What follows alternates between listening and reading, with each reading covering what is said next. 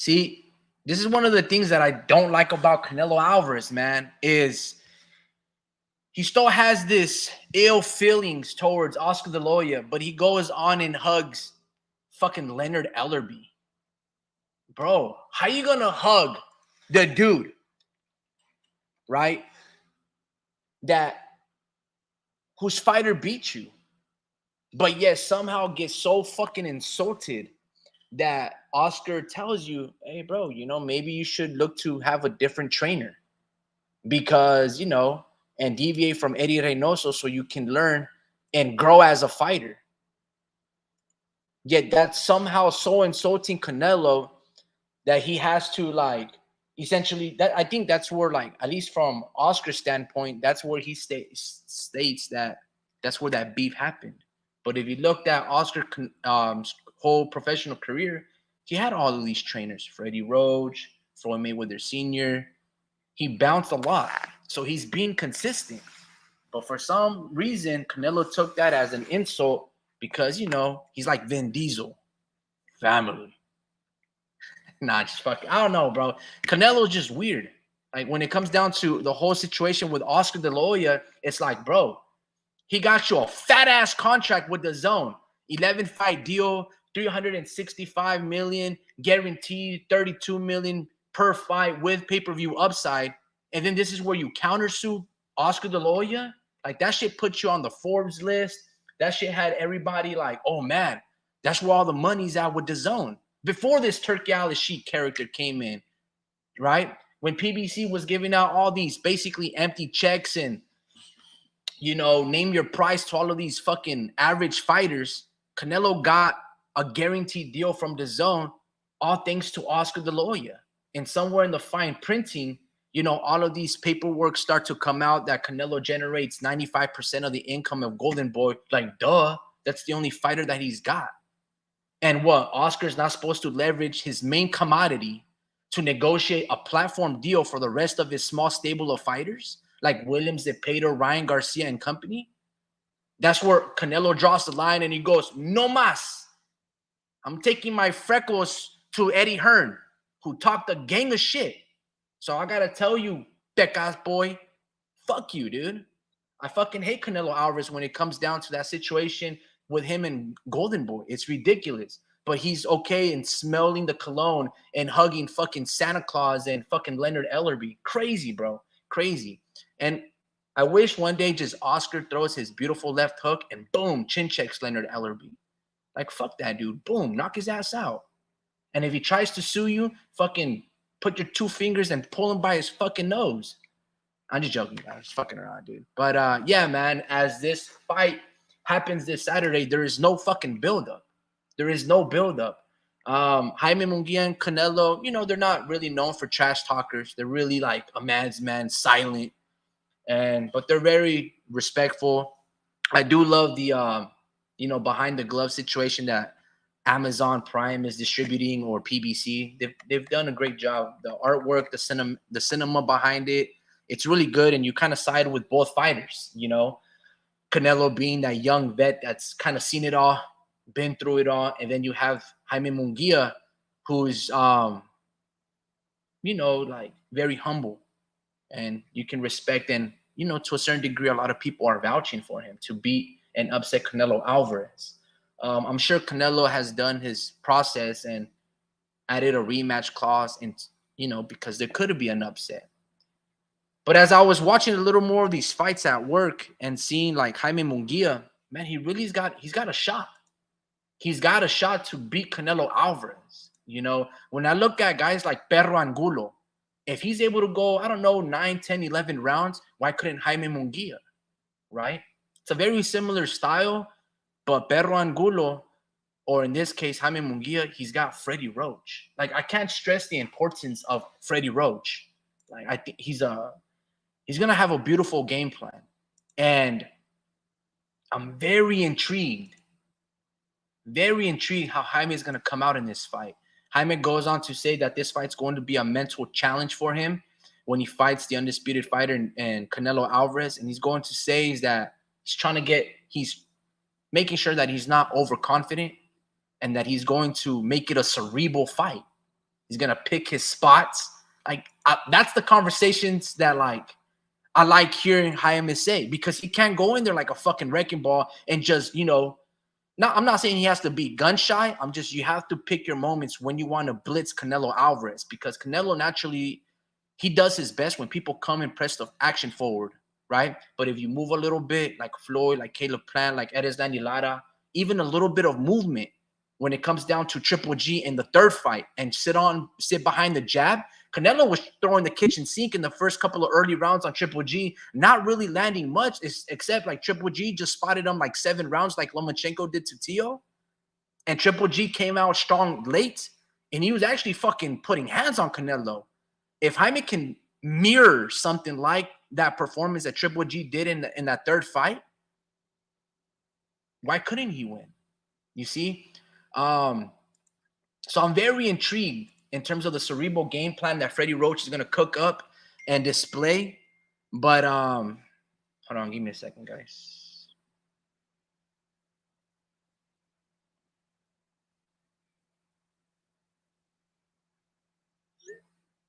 But yeah, man, I'm really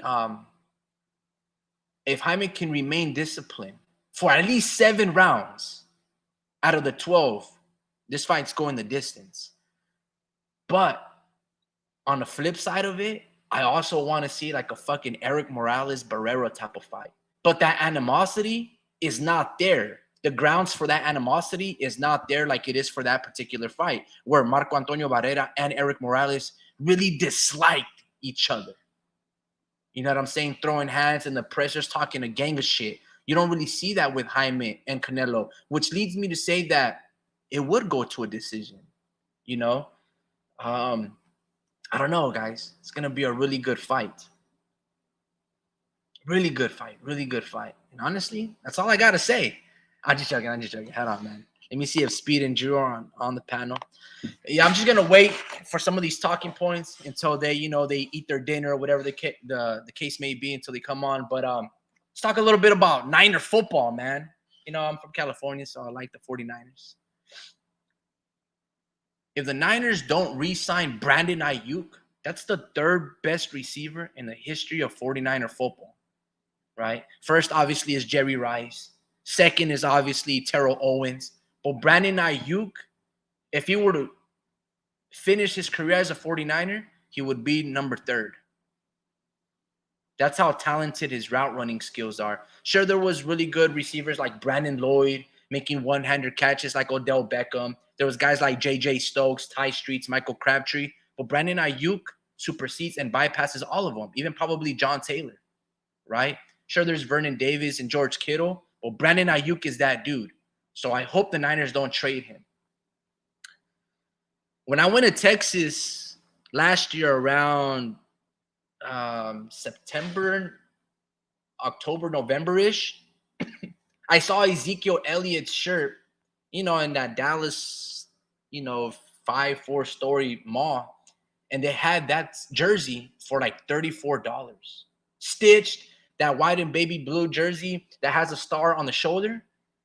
And then that fucking guy re-signs with the Dallas Cowboys. I should have bought that. I'm not a Cowboys fan, but I knew, like, for some reason, I knew that Zeke Elliott was going to re-sign with the Cowboys. Even if it was like a one-day, just kind of like a commemorative, thank you for all your time and being a Cowboy.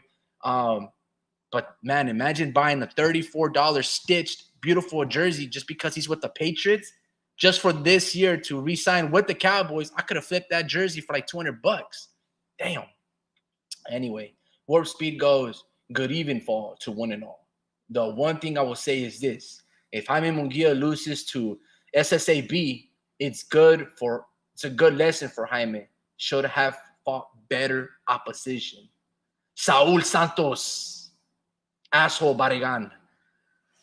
It's a good lesson for Jaime. You know what, man? When people say, "Oh, I don't take L's, man. I don't lose. It's always learning." Fuck out of here, man. There is nothing that you can learn from a loss. Oh, were you gonna study the tape? Like what? You weren't studying the tape before you took a loss? Like, nah, man. Like, you're not gonna learn from your losses, and honestly, you're not really gonna learn a lot from your wins. Right? What you've been doing as what you were doing when you were winning, it shouldn't change just because you lost. Like, for example, Errol Spence got his ass kicked by Bud Crawford, right? What did Errol Spence learn from that loss? Maybe don't get flipped and driving drunk in a Ferrari. Like, you think he's really going to learn that lesson? No, he fucking months later got into another car accident. He got hit, right? So when people say like, oh, he's going to learn, like, what did Canelo learn from Floyd Mayweather when he lost?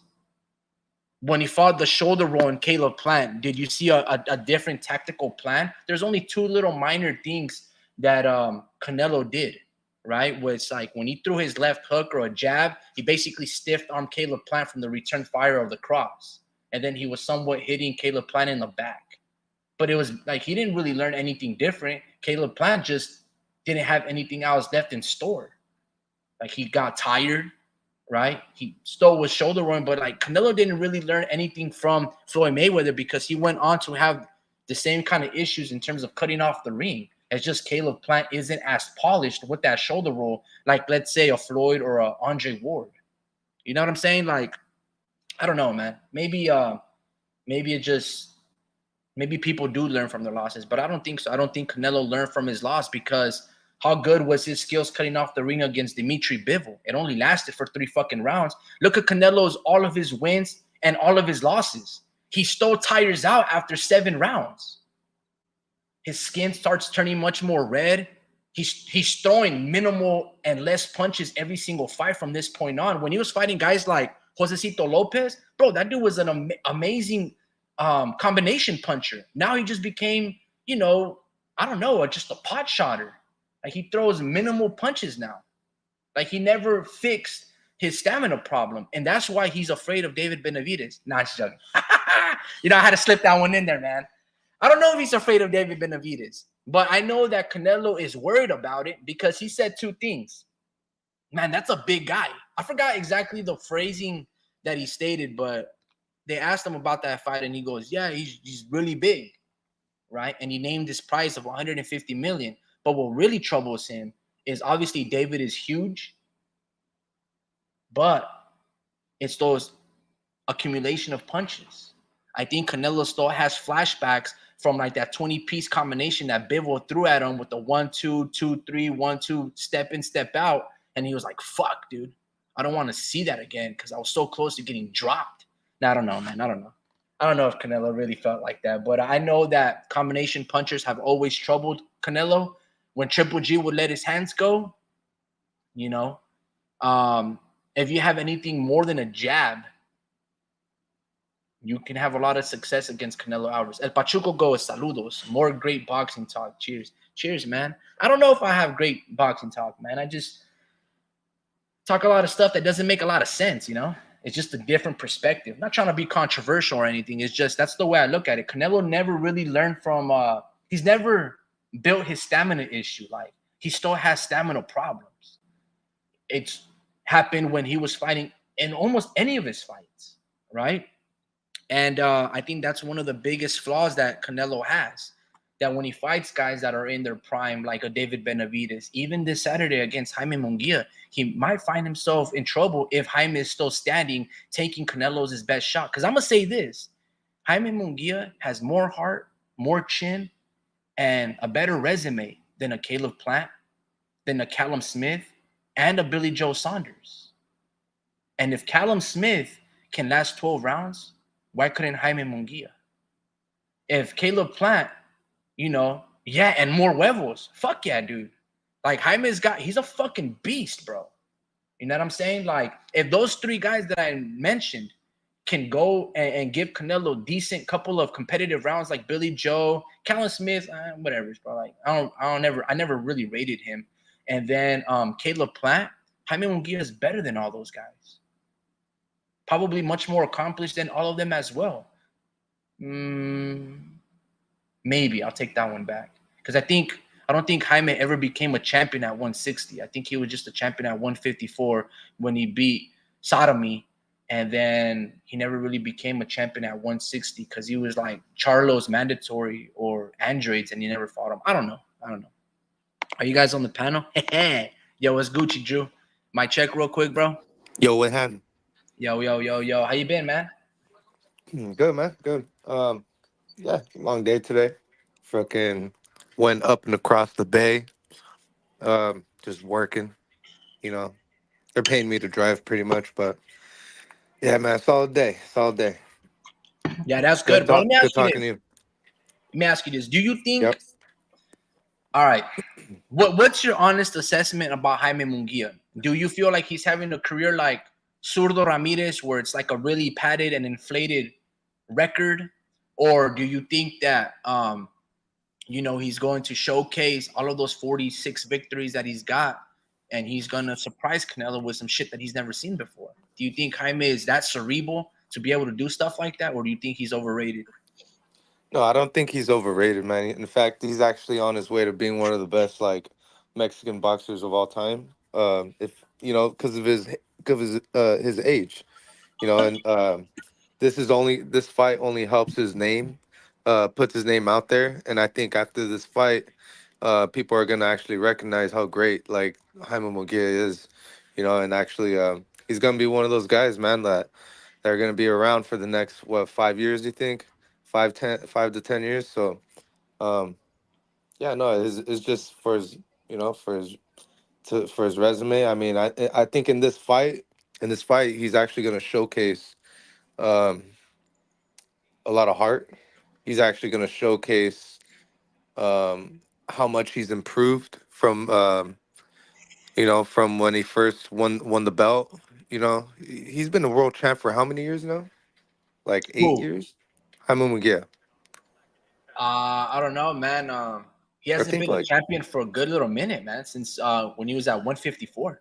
okay, yeah, I'm tripping. But yeah, no, he's been on the main stage though. So and he's fought dudes like Elam Smith. Yeah, Elam Smith. That was a tough fight. I mean, I that was before he even like Yeah, that was a um good fight. That's a tough fight for Jaime. Leon Smith was putting hands on him.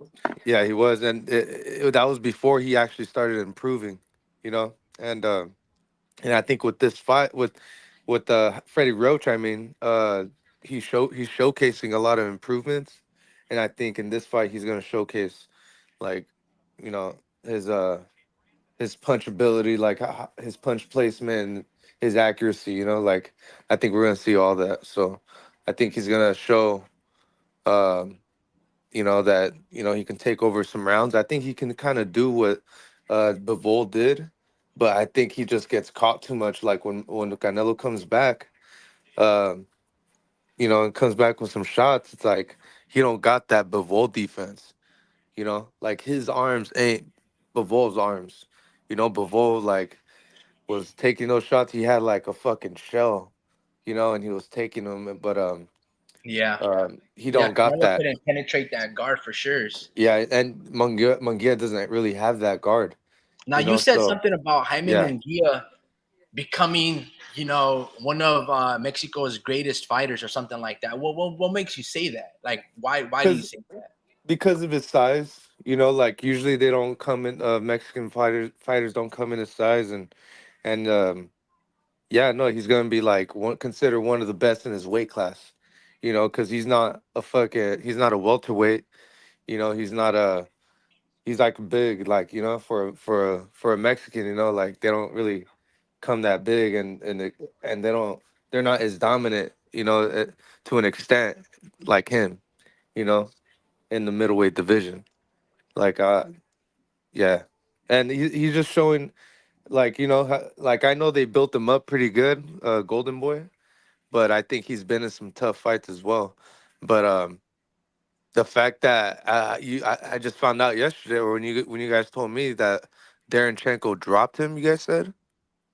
Nah. Darenchenko, he's the one that got dropped, but he was on the cusp of dropping Jaime, bro. Like Darenchenko was rocking his shit, Mm. like badly, bro. Like Jaime was like galloping. I'm not saying that Was he was put on skates, but he pretty much was, bro. And it was was just like, oh my goodness, bro. Like his face was like getting turned left and right, like the exorcist, like of mm. Emily Rose, like when they was like fucking doing a 360. Like, bro, it was bad, bro. And I was like, oh shit, Like was this he? this is the night that Jaime is gonna hit the deck. And he never Yeah. did. But if he fights like that, Well, I will say this: Jaime was really reckless and a little overzealous, Yeah. and he was a little reckless and a little overzealous in that fight, really pushing for a lot of action.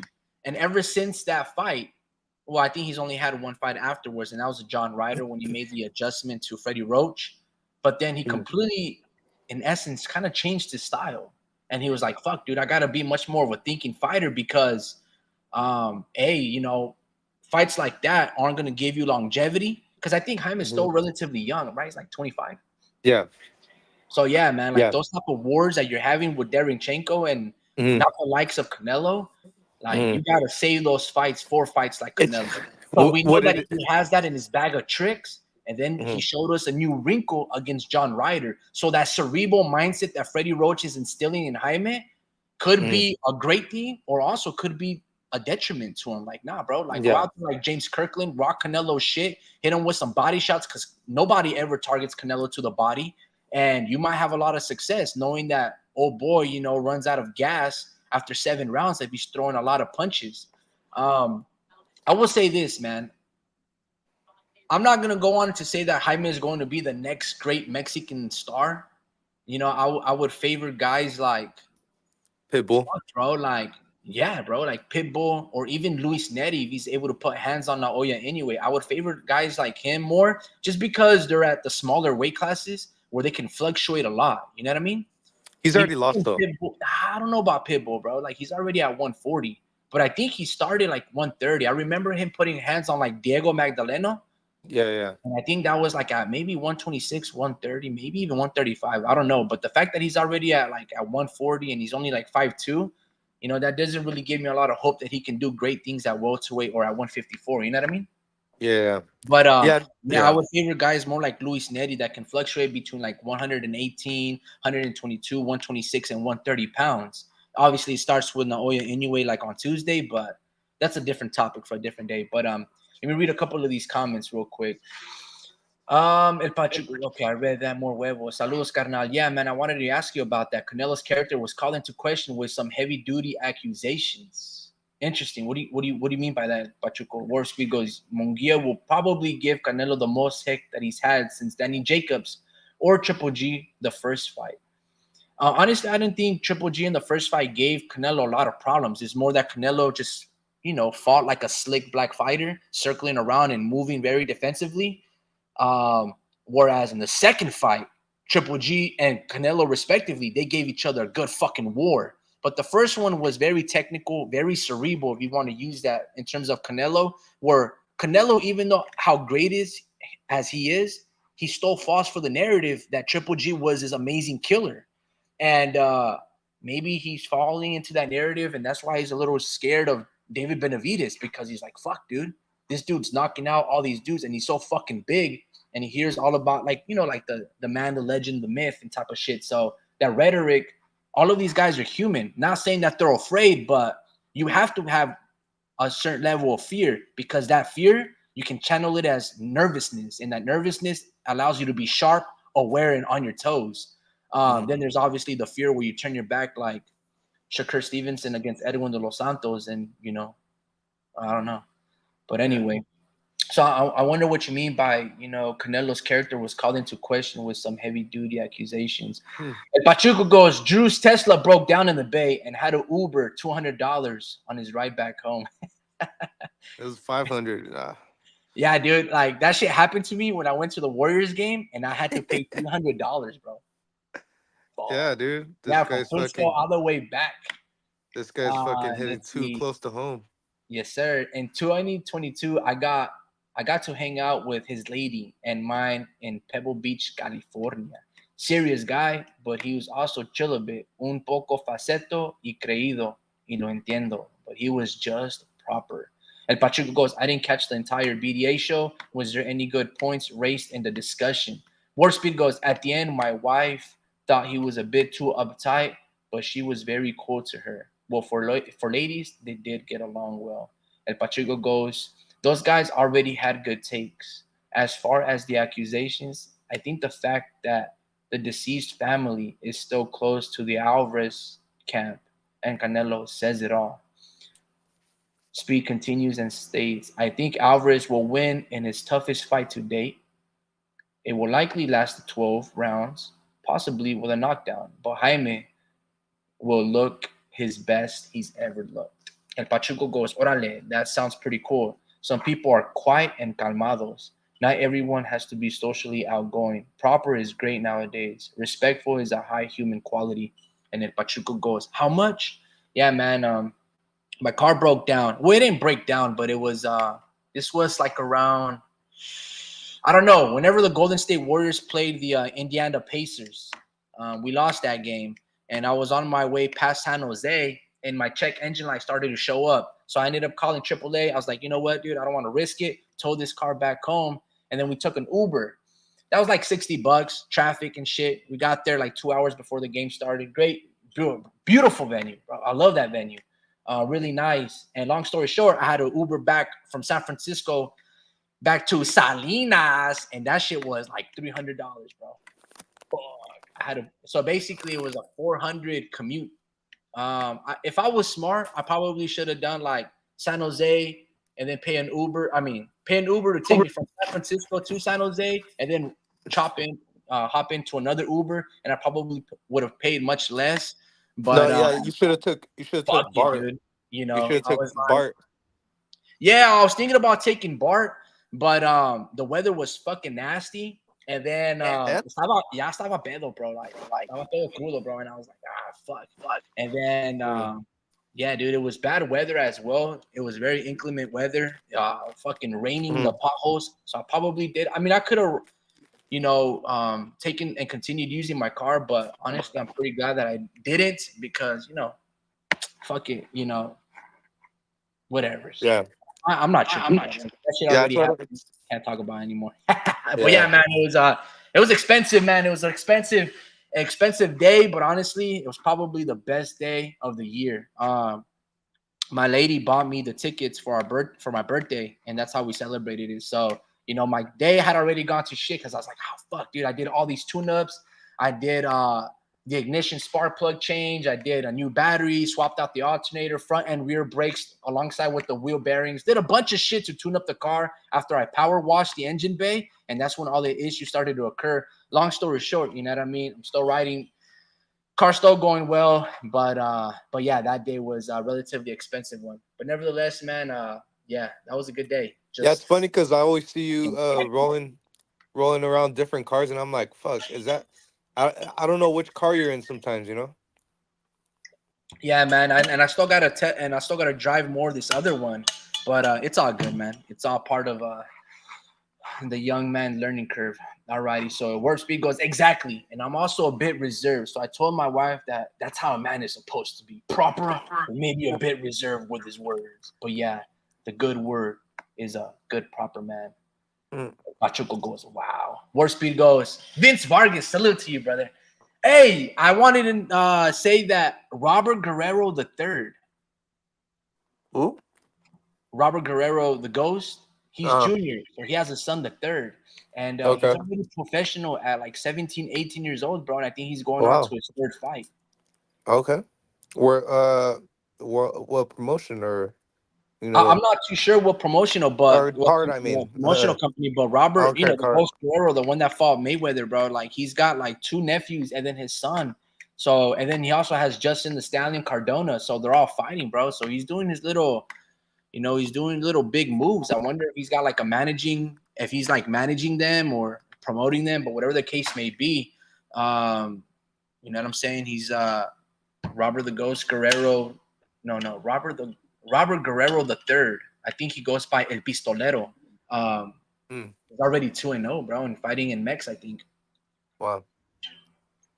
Yeah, I just Yeah. wanted to keep you guys in tune with the Central Valley, Gilroy, San Jose region. A lot of fighters, professionals coming out in this area, which is really interesting to see.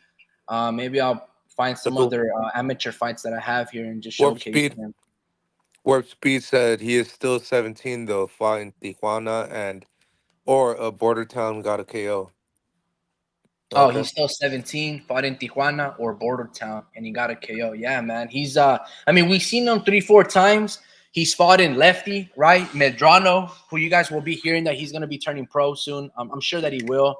And then he also fought Gio Cruz, which I'm pretty sure he will also turn pro as well when they get of age. So we've seen Robert Guerrero a few times. He's a fucking beast, bro. He's tall. He's like, I don't know, 5'11", 6'1", and he throws a Damn. lot of punches.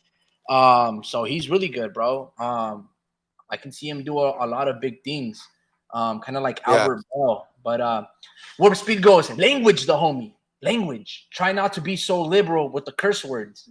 I Ooh. don't even know what I said, dude. Yeah. What'd you say?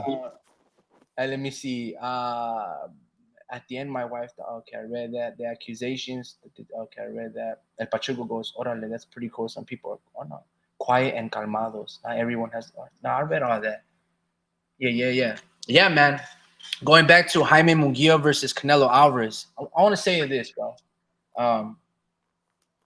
What if Jaime gets knocked out? I can see it happening. You know. Right, let's say Canelo knocks him out, right?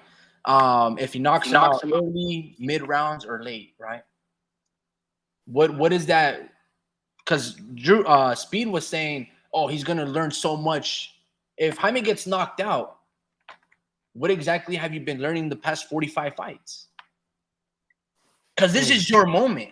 This is basically, I'm not saying Canelo's a gatekeeper. Obviously, he's undisputed. But I'm saying is Canelo might be a little past his prime. A little bit. Well, You can make that argument, right? Because he couldn't get rid of John Ryder. Where Jaime fucking toyed with him. So what I'm saying is there's a lot of wear and tear. So this could be it could potentially be a passing of the torch. Well, this is right? the thing, right? You alluded yesterday, Drew, that Canelo might take it easy on him, because he's Mexican. Well, if he does I have didn't that say little that. wavering mentality, I didn't say that. I said that. No, I did not. Then this Word is in my Jaime's mouth. moment to shine, bro. Where you have that virtuous young man energy, and you're supposed to just boom, boom, boom, put the old dog down. Does Jaime have that in him? Like all the 45 fights or 48 fucking fights that he has leads you to this road, leads you to this Saturday. If Jaime gets knocked out, like what the fuck was all the learning curve for the past? What was the point of being? You wanna know the odds? No. We talked about that. But I'm saying, like, what happens if Jaime gets knocked out? Is there anything that Jaime can learn from that other than, I guess you weren't shit? You know what I mean? Hopefully. Yeah, because What Canelo's would you take? Canelo's like one of the best counter punchers, bro. And I was thinking about that. Like he can really catch him, bro, and actually make him stumble. And then while on the stumble, he's actually really good with punch placement and actually like, he's good with trading blow for blows with punchers like Munguia. And another thing is Munguia. Oh, this is at 168, right? So Yeah. Munguia, I feel like, I mean, his first fight at 168 was against Ryder, I believe, right? So, um, I don't know how his power is gonna translate. Like, like he might not be like the strongest puncher, and it was probably more like a style fight. Like the reason why Ryder got knocked out, But I think someone like Canelo is like he's just a or I mean counter puncher. He's a great counter puncher, and I feel like he's gonna take advantage of that, bro. And like he's just there, bro, like to get hit. And Jaime Munguia's like gloves like ain't like covering his face, like they're always kind of down, like Yeah. so his defense isn't the best, bro. Really, like he's got mediocre like no defense, really. Who's better, Jaime or David Benavidez? Oh, Benavidez, hands down. Why hands down? Because Benavidez has defense. He actually has a defense, and he can actually trade blow for blow, and he's actually a lot stronger. Um, you know, he's a lot stronger than Munguia, and he punches like Munguia, and he's got defense, like I said, and yeah, All it's right, not good so enough. I'm gonna say this: Munguia has about 15 to 20 more fights, right? Though I will say this: David in his last two fights against Demetrius Andrade and Caleb Plant, those are much more accomplished fighters than really anybody that Jaime has on his resume, right? Because like Jaime has a lot of like, not to be rude, but there are a lot of recycled fighters. Like he'll fight guys Mhm. like Dennis Hogan, Gary Spike O'Sullivan, Torinu Johnson, Gabriel Sato. You know, like it's just like the same names that you're like, damn, bro. Like, what I mean by that is like these guys are supposed to be there to get knocked out. You know what I'm saying? And David, even though he's very young and only has like 20 something fights, how he looked against Demetrius Andrade, though I know this is Andrade's third weight class that he's moved up, but Andrade is a big guy himself. Like he's like 6'2", right? Mhm. He's not a small little dude. Mhm. He's got like the length of a heavyweight, right? His wingspan. And then what he was able to do to David Benavidez, to Andrade, I don't think Jaime Munguia could do that. So yeah, I could definitely say that Benavidez is definitely much more stronger, and his combination punching is better. But I wouldn't go as far as to say that David has better defense than Munguia, mainly because I mean David does have a high guard and he protects himself relatively well, where Munguia sometimes will just use his face to block punches. You know, you've seen it like Sergey His face to Darenchenko. block punches. Yeah, you know, like some like when he was with Eric Morales, bro, it was just like, bro, that's a joke, bro. Like, what the Yeah. fuck is going on with you? But I will say this: that last performance that he had against John Ryder, that footwork that he showed, David Benavidez couldn't do shit like that, or at least he's yet to do things of that nature. Yeah. So, um, But I think he was also fighting yeah, a I don't dude know, on his bro. way I out. don't know. Fuck, bro, that'd be a good one. Hyman versus David Benavidez, bro. Yeah, I that's don't a know. good one. That's a Yeah, good one. Because styles makes fight, you know, and yeah, that's a good one, bro. But I think Benavides will. I don't know. I don't know because yeah, can he go yeah, I blow would. for blow? You know, with this guy, you know, like Fuck, he bro, got that's a dropped good ass already. fight. He got dropped already, Benavides. But Yeah, yeah, that's what I'm but saying. Like, and that like David does have better defense in terms of blocking defense, but Jaime has better footwork where you don't really see him get off balance. That's why he's in very good position to take punches. When he does get caught, like you know, he's squared, he's staggered, but he does get hit a lot. Whereas yeah, David doesn't really get hit a lot, but his footwork is a little bit all out of the place. Like, so if guys like Ronald Gabriel, even though David is 20 years old and he's got 6 more years of experience since that knockdown, which was kind of like a jab left hook where he was off balance and his feet weren't set. But yeah, man, I don't know. I would love to see that fucking fight. But yeah, I just wanted to throw that conversation out there, like, who's better between the two. But mhm. El Pachuco goes, in my humble opinion, the golden rule is the maximum. Do unto others as you wish to be done unto you. Imagine how better the world would be if people adhered to the golden rule. Who? What are you guys talking about? Let's see. Yeah, I don't. I don't know. Robert the Third was so young. I imagine my son would fight him at some juncture. Now, nah. Well, just because you're a pro fighter, a lot of pro fighters still fight amateurs, and he's only 2-0, so it's not like he's 17-0. War Speed goes, ask our listeners who will win and how, or open up the cause. Yeah, bro, they can always state their opinion on the chat. Like, Yeah, do you want me to make a poll or something? Let me see. I you don't can really make know a how to poll. do that. Post a comment. I think I can. Hold on. What is this? Engage with your All audience. right, hey, bro, Start who a do you? poll. Ask a question. Um, Mm, let's see. Mm, who you? I just ask. who wins Who wins this weekend? Saturday?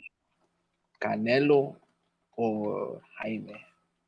I guess Yeah, and Canelo and put Canelo or Jaime UD, Canelo by UD, because you got four options, right?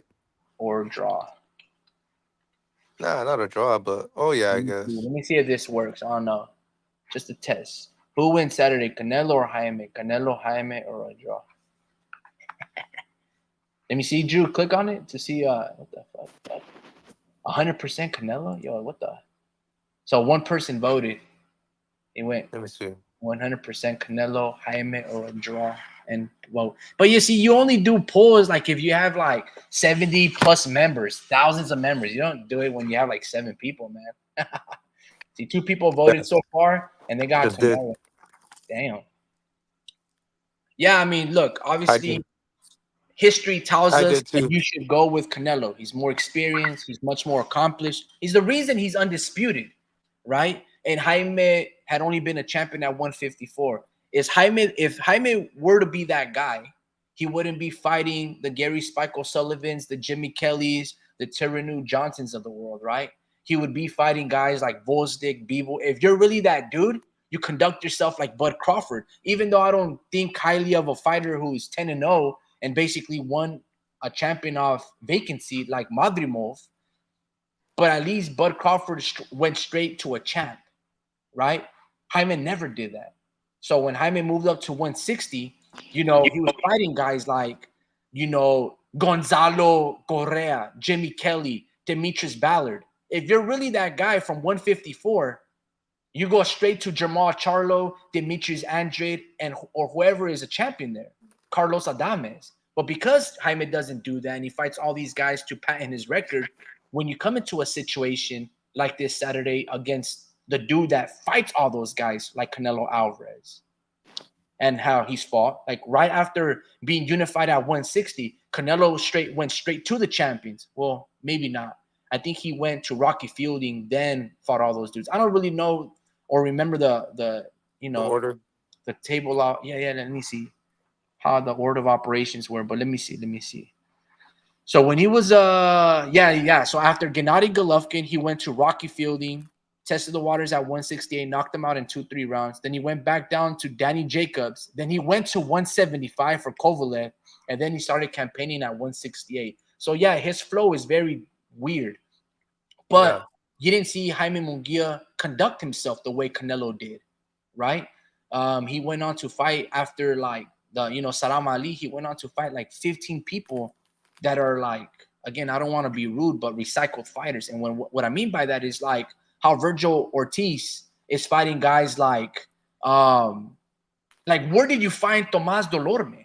Like, dude, he's 2 years removed from the sport. Like, that's where I mean, like, you keep finding these guys that you're just like, all right, bro, Virgil, where's your Iamanta Stanionis? Where's your Butayev?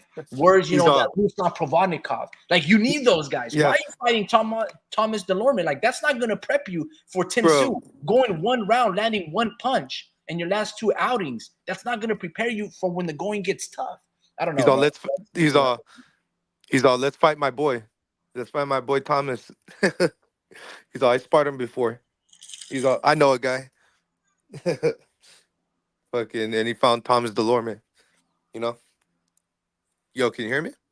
Yeah. I can hear you, bro. Okay, okay, yeah. But yeah, man, he just found his boy and shit. He's all, yeah, man. We know a fucking guy like Thomas. He'll come through, you know. But yeah, no, that was like a fucking. He just got that out of nowhere, bro. Like, yeah, I agree. But how'd you get to this point?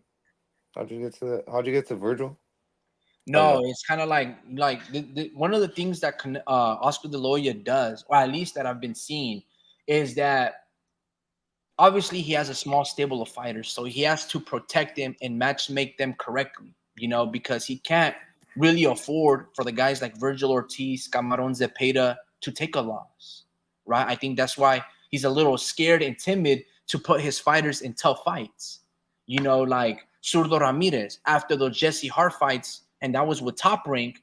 Like Zurdo Ramirez was fighting essentially nobodies when he went to Golden Boy. Like, look at Jose Ramirez. Like, bro, if you're that guy, you should be able to knock out Rancis Barthélemy with ease. You oh, almost found okay, yeah, yourself on the canvas. yeah, If yeah. you're that dude, you're supposed to dominate. Same thing with Arnold Barbosa. So Oscar's like getting these fighters, and you're supposed to be that guy. And then when you have those performances, you're like, damn, bro. It's Like, that inactivity. maybe, right? And Yeah, that's kind of what I'm talking about with like Jaime and Zurdo and all of these guys, like they're being like they're patenting the record. It's very like it's not tough, right? So when the going gets tough, when you do find yourself Zurdo against the Bivol, Virgil Ortiz against the Tim Su, Jaime Munguia this Saturday against Canelo, because you didn't have those tough fights, and these soft touches are giving you tough fights. That's going to show a lot in terms of when that moment that the brightest of stars come out, you're going to fall fucking short. You know, Zurdo looked horrible against Bivol, and he was so respectful towards Bivol. Every single opening round, every single ending of the round, he wanted to touch gloves and damn near smooch Bivol. And Bivol went to Zurdo and he went boom. He bumped him with the shoulder. And Zurdo was still trying to touch his gloves. Like, bro, you're in a fucking fight. Like, what happened to your body punches and your uppercuts? When the fuck did you just become this dude that just jabs? Like, oh man, I was so disgusted by that performance. Besides that, I lost money going on Zurdo, but I was like, come on, bro. Like, why you 6'4" for nothing? Like, I don't know, bro. I'm saying that could happen to Jaime in this particular moment. You know, yeah, sure, you want to be cerebral. I'm saying that you have to be against Canelo. I don't think that you can outthink Canelo Alvarez, because I don't think Jaime is skillful or as intelligent as Bivol or Floyd Mayweather. And what we love about Jaime is that he's action-packed. So don't try to reinvent the wheel. Just like, you know, have a good game plan, pick your moments and spots to fight, and then box and get your points in, and let Canelo try to chase you around and have him run into some shit and dig to the body. And Pachuco goes, the homie Ricky is still mad that Texas has the best Mexican food in the U.S. in the USA. Wait, what your guys is Tex-Mex? Stop it, bro. Stop it. Nah, man. I would say this. I like Texas. He's typing right now. That's you don't go to Texas to like Tex-Mex is like, I don't know, bro. Like it was good. It was very like decorative. You know what I'm saying? I heard where I hear you go to Arizona for that. You know, if you really want to taste real good or the best Mexican food, you go to Arizona. But when I went to Texas, man, honestly, it was like 100 degrees. But I like that weather because it really wasn't like it felt like I was in a sauna. And I love the sauna. I love sweating because, like, you know, when I play sports, that's how I like that environment. Whereas over here, we have that dry heat. I fucking hate dry heat. I feel like when that heat is hitting my face, like my skin starts to peel. But with humidity, I love that shit. Like, you know, you just put on a jersey, a basketball jersey, it's cut off at the wings, and then boom, you got some shorts and it's go time. Give me some water and Gatorade, boom, I'm chilling. I don't even mind the heat. But I really wasn't that hungry, but really thirsty. So I didn't really get to taste a lot of the food. But I did went to in Dallas, Texas. There was this barbecue spot. I forgot what it was. It was like a roundup. It was delicious though. The meal of the day was brisket and some other stuff. The brisket was really good. The sides were okay, but I really liked. Is it true that everything's big? Say again. Is it true that everything's big in Texas? Yeah. Well, again, I only went to maybe 3 spots: Fort Worth, Frisco, and I went to Dallas. And one thing that I'll say is this: it's like the terrain over there is flat. So at least where I was at, I didn't really see a lot of mountains or hills. It was very flat. So, like, you know, like where we live, we're surrounded by mountains and hills and whatever the case may be. But so it was really flat terrain. So when you go into a building, it's like they put like 4 or 5 things into one. So if you go to, like, let's say a Dick's Sporting Goods, I forgot what they call it over there, Schnell's or some shit like that. You don't just go to a sporting goods. No, it's like an amusement park. For the sake of it, fuck it, let's throw a Ferris wheel in there.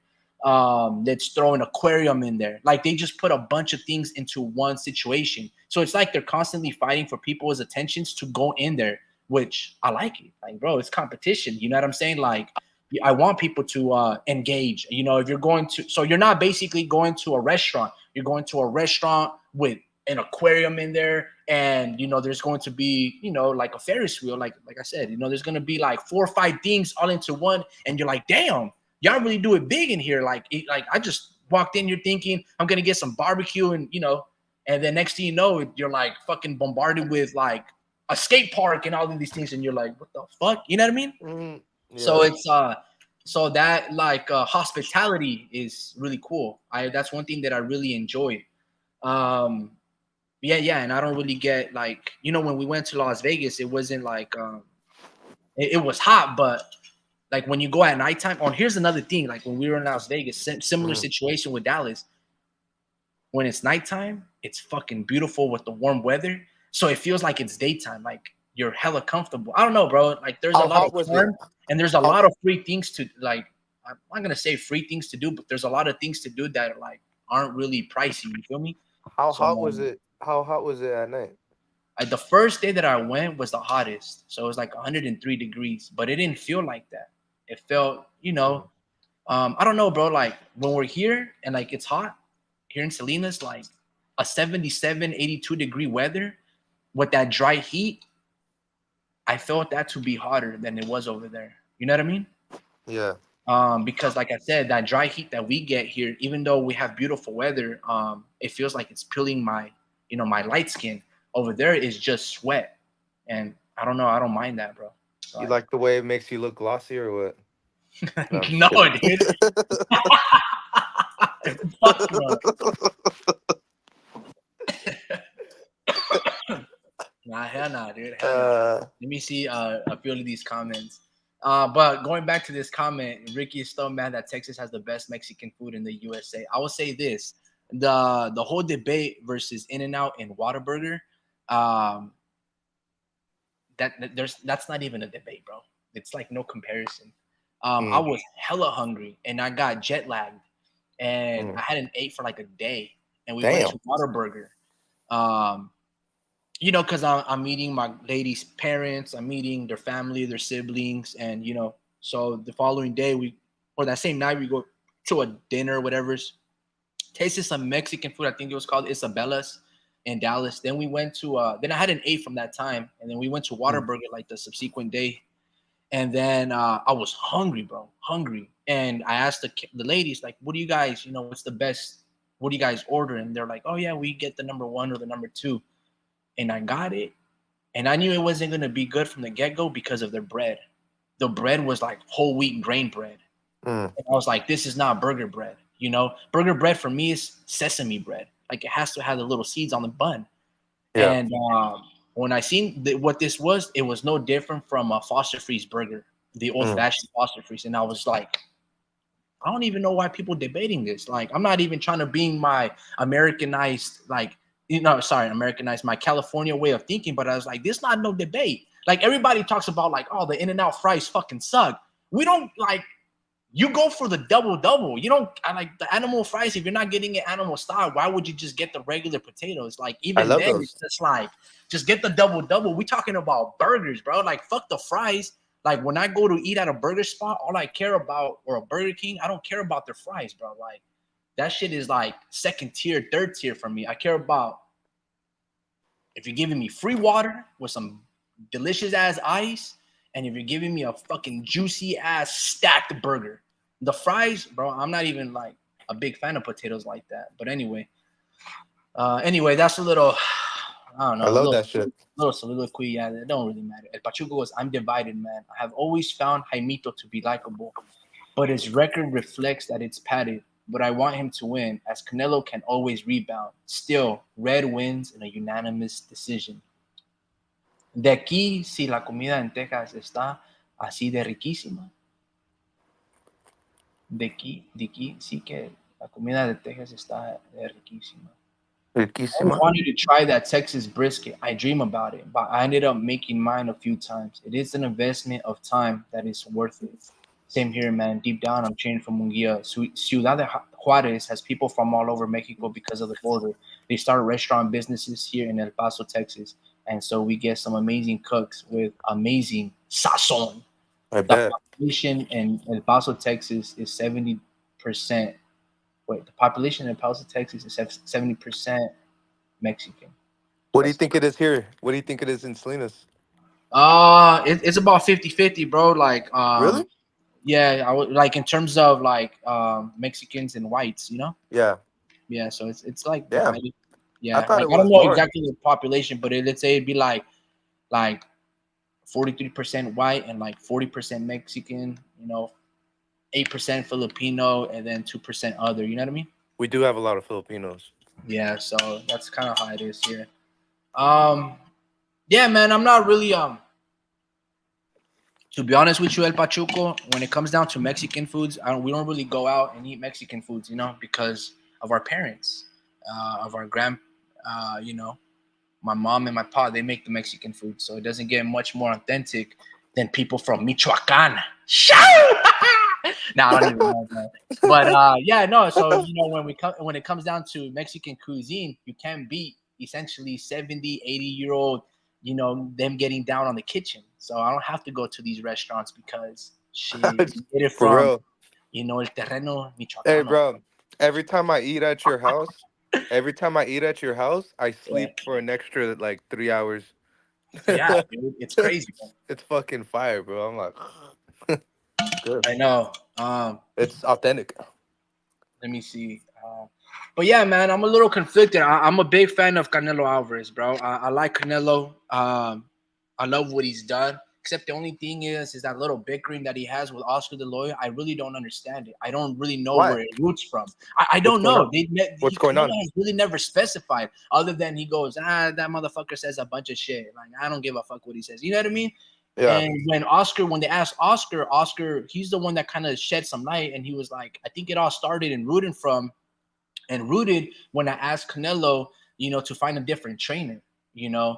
And I think Canelo went on to say that like Oscar had no loyalty and stuff like that, because I guess you're supposed to continue to eat with the people that you came up with. So I can understand both perspectives, and we talked about this in the past, but yeah, I don't think that's something that you can be bickering and going back and forth. But I think it was El Pachuco or the Mexican G, or maybe you Speed or Drew, where you guys said that people in Mex really don't fuck with Oscar the Lawyer, and but again, that kind of roots from when Oscar beat the legend Julio Cesar Chavez Sr. So when people say, "Oh, who's the greatest Mexican fighter?" and then everybody goes, "Oh, it's Chavez Sr." and no one ever includes Oscar the Lawyer, who fucking beat him twice. They always say, "Oh, well, he was out of his prime," and all of these stipulations come with it. But it was like, look, Chavez Sr. was never going to be Oscar. Oscar had the length, the height, the jab, the footwork, and he was always going to struggle with him. Oh yeah. Not to say that Chavez, I mean, Chavez is great. Everybody loves him for that Meldrick Taylor and that 92 record, but that shit was patent, bro. Like, and that Meldrick Taylor stoppage shouldn't have been a stoppage in the first fight. But regardless, Oscar was always going to back him. And, it comes down to that, like, orgullo where, like, oh, well, they don't really view Oscar the Lawyer as Mexican. Similar how they don't really view Ryan Garcia as a Mexican. Yeah. Mexicans weren't really fucking with Ryan like that. All of a sudden, everybody loves Ryan, but because he beat Devin Haney, but that's not the case. You'll never see a full-fledged Mexican really support Ryan like that. It's Uh-uh. mostly Mexican Americans. Yeah. I've never seen, like, oh yeah, Ryan, other than my mom, Ryan. really. Other than my Yeah. mom, she's a big one, like, oh, that's my pupil or whatever she said. I forgot what word she used, but What you know, does that mean? that's like my pupil. I know I don't fucking know. Pupil. What does that mean? Speed. It means Yeah. like the youngin. You know what I mean? That's my youngin. Okay. That Yeah. type of shit. In terms of slang, I don't know what the Yeah. No, like true Ryan's definition. good, bro. Ryan's good, bro. Ryan's better than we thought. Like Yeah, it's just that hook, bro. Like they say all you got is a hook, but it's like, can you stop the hook?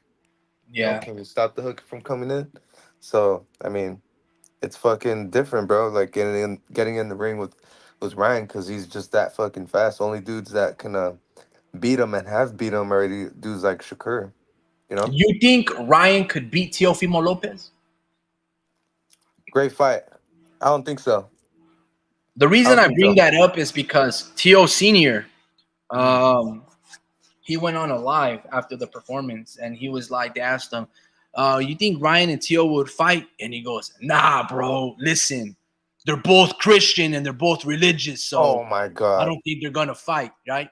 And I was just like, this guy. I don't know where these topic started to becoming all about religion. Like if you really look at like the comments between Ryan and Devin Haney, they were going on like, Muslim versus like Christianity, the Prophet Muhammad versus the Prophet Jesus. Like it became like it's almost a battle of religion. That's like saying, Devin kind of like brought it up to the light where he's like, yeah, Ryan disrespecting my religion, and Ryan's like, what you mean, bro? Like, are you talking about because I said Merry Christmas to you during like the holiday? And Devin really never really addressed it. And then when you go down to the comments, there's always like people will they started kind of like making it like a religious battle. Oh, mm, and even kind of Deion Sanders said some shit like that too, where Ryan went to go meet Deion Sanders, the coach of the Colorado, the legend from Dallas, San Francisco, and the Atlanta Falcons, right? The corner. And and Deion Sanders said some shit like, yeah, man, and you're a big fan of Jesus Christ or some shit like that. And I'm like, bro, why are you guys trying to make this like I didn't know people really like I didn't know that was a conversation that was being had in terms of that promotional situation, like what Ryan was representing versus what Devin was representing. You know what I mean? Like they were trying to make it bigger than what it really was. And other than two young dudes that been known each other from kids, they were like making it like a religious war. Did you get that feel or not? Or am I tripping? nah. I mean, I don't know. Like people take it. Some people take it really personal. Like when you Mm-hmm. play about that shit. And I mean, some people um really do like study the fucking Bible, bro, and they understand everything. Like they know their shit as far as that goes. Like, and there's different religions out there that feel disrespected as well. It's like, bro, that's your God, but it's like you're like mimicking like on top. That's what he's doing, really. Like, and what I mean, what he's saying. I mean, and Yeah, I thought Ryan was like mimicking. yeah, Ryan's like mimicking this shit, and it almost feels like he's not being sincere about it. Yeah, And like that's how I perceived it as well. Like he definitely ain't being sincere. But I'll say this though, the kid knows a couple of quotes and verses. You know what I mean? So I know that yeah, he's probably a student of it. But when it comes but down you to his can't. actions and behavior, I'm just kind of like, it's not really how a person But that we've typically known, goes about like preaching the word of God. You know what I mean? Like yeah, but I you don't know. also can't. You can also can't stop people from being what they want to be. And that's a believer in Christ. Like if they want to do it, good. It's like you can't stop them, but it's like you're gonna continue to like mimic this shit. Which he Yeah, stopped. Which he stopped. He's calmed down, obviously. And it's like, bro, like don't. You can't really use that for promotional purposes. Like you can't really play about that. Like people, like religion has been around since humans have been around. So it's like this is some like, yeah, like it's different. It's yeah, more, yeah. No, for sure. Look, man. Um, it's a different It's the beast. best book ever written. It's the one that contains the most truth. It's the number one seller. It's prevalent in multiple languages all over the world. It's given us the golden rule that El Pachuco talked about: do unto others as you would like to be done unto you. I mean, there's so many parables, so many messages, great stories that people reference to this day. Like, you would be a fool not to study it. I'm not saying that you gotta adhere to its policy and like, oh, don't eat shellfish and certain things, but what I'm saying when it comes down to like who can write better stories and parables and life lessons, and they're the person that set us to have basically morality. Like they're the ones that gave us that ability to think at a higher, level of consciousness. Like, bro, the Bible said it right. Speed, speed, speed. Mic check real quick, bro. You here? 1 2 1 2. Good even fall to you, homie Ricky. Good even fall to Dream. Good even fall to one and all. Nice little lively chat. You know what, homie Ricky? Now that you mention it, getting back to religion, going back to reading the stories of the Bible, and just getting reacquainted with at least one of the supreme beings has surprisingly been one of the best things that has happened to me. after, I would say, maybe a third or longer, maybe half of my life being an agnostic. And there's nothing wrong with being an agnostic, right? Agnostic just means you ask questions. Um, and there was a time when I thought I knew so much that I was an atheist. What an ignorant, right? But agnosticism really allowed me to open up my mind and consider different types of thoughts, different religions, different viewpoints and perspectives. And that's, in and of itself, it is very rewarding to take those kind of matters on, right? Where you don't know what doors are going to open and where these things will take you. And I will tell you some things. Some things have been scary. And my investigations and trying to understand and comprehend more about what this thing called existence in reality is. But I can tell you that going back to church, being reacquainted with the same religion that I started with for the past year and a half, maybe two, has been the best decision. And one of the best things that happens to me every week. Every week, this brings an incredible smile on my face when I'm congregated in church, in mass, and then we all have to say hello to each other, because there's this one moment where you say, well, now wish the best, or something like that, to those around you. When you turn around and you say hi to everybody and you're smiling and you're wishing them the best, and you're pointing at them, like sending them a force, like saying, I want my hand to send you some kind of razor beam, some laser beam of wholeness and happiness. It's an incredible feeling, and I hate it when I don't go to church. And so what I'm trying to get at is this: if you give yourself an opportunity to be reacquainted with forces that are greater than you, that can open up doors of wholesome opportunities and community, I would encourage you to do so. Whether that's as a Catholic or any kind of the many Christian denominations, as a Muslim, as a Jew, as any other type of person, a Buddhist, Hindu, whatever it is, if it brings you happiness and there is a sense of community, please open up your heart to those opportunities. This is the reason why I feel very good going live with you guys, because we are developing a small little community of respectful people that want to, like El Pachuco says, want to just live by the golden rule, right? And maybe there is some scintillating little topics that we bring up that may not be the most Christian things to do or say, but we are just asking questions at the end of the day. But trying to be a good person is what matters. Being a good person is way better than just trying. So I would say, when it is possible for you to do so, be a good person. It's not enough to just try. Dream, how do you do, sir? Hello. Hello. I love it when you get me with that, man. Hey, I wanted to ask you a question, man. Okay, I think we're all in agreement. I think maybe you're the one dissenting voice that says that you can likely see a draw, and a draw is not out of the I did question, not right? say draw. Then You guys throwing you guys who's the one throwing who said words a in my draw? mouth, man. Who's the one who chose draw? Because there's four people that voted, and one person that went for a draw. There was no wait. Four people voted. Canelo wins, and then one person voted for a draw. Was that Mr. Vince Vargas, or somebody picked the draw? Was that not you? No, it wasn't me. Okay, but let me ask you something. Who's gonna win next Monday between Oya Inoue and Luis El Pantera Neri? Um, let's see.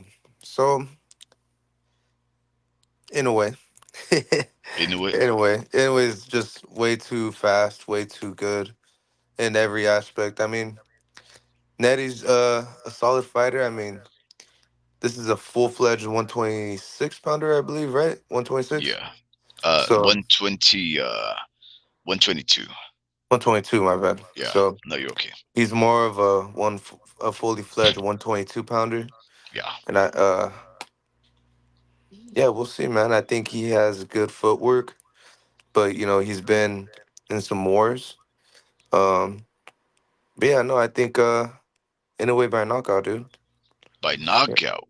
yeah, Wow. yeah. Oh goodness. Um. Yeah, Neri's been eh, knocked out before, no? No, no, no. I think he's undefeated. Um. Wow. By Neri lost knockout. already. He Neri lost lost, already. Yeah, he lost but already. must I have been forget. to some heck of a fighter pretty early in his career. Because the years that I've followed him, unless I missed a fight here and No, there, he's good. but he's not What's that Naoya. noise? Anyway, good. Oh, that was the phone, just making stupid noises. Um, no, no, no, that's my phone. I'm clicking through before you start getting all crazy. He lost to Brandon Figueroa. Yeah, Well, I mean, that's a good fight. That's a good fight. Um, yeah. let me see. Yeah, I don't know. Naoya anyway, huh? Wow. hmm Yep, yep. He So did beat Payano. He did beat Arroyo. Uh, let me see. He beat Shunsuke Yamanaka when he was undefeated. I haven't seen that guy in a little while. He did just come into that fight of the year contender for last year with Hafizinian. That was an incredible fight. But yeah, I think maybe Naoya is just levels right now. I mean, can we say that Luis Pantera Neri could be somebody like Donito Donaire? I don't know, right? I don't know if he could. Oh, here it is. Mr. Vince Vargas says, I pick draw because I really don't know who will win. Yeah, you see? Okay, see, I love that, right? Because not knowing is really the best place to be in as a boxing fan because that's where you don't have to think about things too much and matching styles and everything. You just go in there giving everybody a chance. That's really what the sport of boxing needs in order to survive and to thrive, for the boxing fans to give each fighter a chance. And I like that because he says that there is a possibility that Jaime Munguia could come with enough to make it a draw. And even though we know that Canelo is a shoe in Hall of Famer, he is saying maybe, maybe Munguia, he may have something there. Dream, how much money are you gonna bet in this fight? Because I know you're a betting man. How much money are you gonna bet in favor of? I guess I don't know, Canelo. um, so I think I'm about like I am gonna sprinkle a little bit on Jaime Munguia on the Hmm. decision though. Hmm. But I'm not gonna go crazy on it. I'm putting like $100 parlay on a decision with Canelo in it. You know, And I hear that you're a very a wealthy man now. kind of. Yeah, that's Um, incredible. How much did you flip? so I put 100 down to win like 1,300, or I won Shh. 1,400 total. Wow. How does that feel? Because I'm not a betting man. For many reasons, I don't bet. But Well, I've hit parlays with $600 in it total, 700, but not mhm. like I haven't done this ever. You know, but Rick almost made that, or Rick made that much Yeah, before. no, I actually stopped him from getting a total of up to I think it was $6,000 because Yeah. he told me, I think you were there. He said I can bet all this money that Tim Sue knocks out Ocampo in 1 round, and I was like, bro, what are you talking about? Like, why would he knock a guy in first round? And that's exactly No, what he did. It was the Ramna Ali fight, no? Or am I wrong? Oh no, he did that too. That's why he loves that chick that It was beat the her. Yeah, female yeah, yeah. fight. No, no, no. But I know that I also did it with Tim Sue and Ocampo because he knocked out Ocampo in the first round. And and I told him, and I think I even got a little like upset because I was like, bro, you have like $3,000 right now in your back pocket that you made from like $25. Like, when do you stop? Like, when do you stop? You must know you're on top, right? Because that's like exponential uh growth. And he said I could bet this and I could go to 6,500 bucks or whatever on this thing. And I was like, man, you must think that Ocampo is some kind of a bum, right? That he's just gonna come in here in the first round. Like, I've never seen that. Like, why? Why would anybody think Tim Sue is gonna knock out anybody in the first round, right? And well, I guess the homie Ricky did, right? But here's the thing, though, Dream. You understand the flip side to that is that if he had bet all that money, I think it was around 2,500 bucks. If Oh. it didn't hit the first round, he wouldn't have nothing, right? Mm. Even if he won that fight, he would have bet everything on the first round only. So the first round comes and goes. It's only 3 minutes, right? It's mostly easy to survive in 3 minutes. All you have to do is circle around, take back steps, and that's it. And somehow Ocampo couldn't do that, and the homie Ricky figured that he couldn't do that. But I said, man, you're on top. Come on, relax. I do feel pretty bad about it, and sometimes he still throws it out there. Right there, I just told him, look, don't ever ask me anything because I don't know nothing about betting. But I do hope you hit it again, Dream, because I'm hoping that we can go to Los Angeles on Oh, August the 7th. Because, man, I've been checking on the tickets every day, and it's just announcement coming, and I sure don't want to miss that card. yeah, no, it's gonna be a pricey one, I think. But yeah, man, we'll see.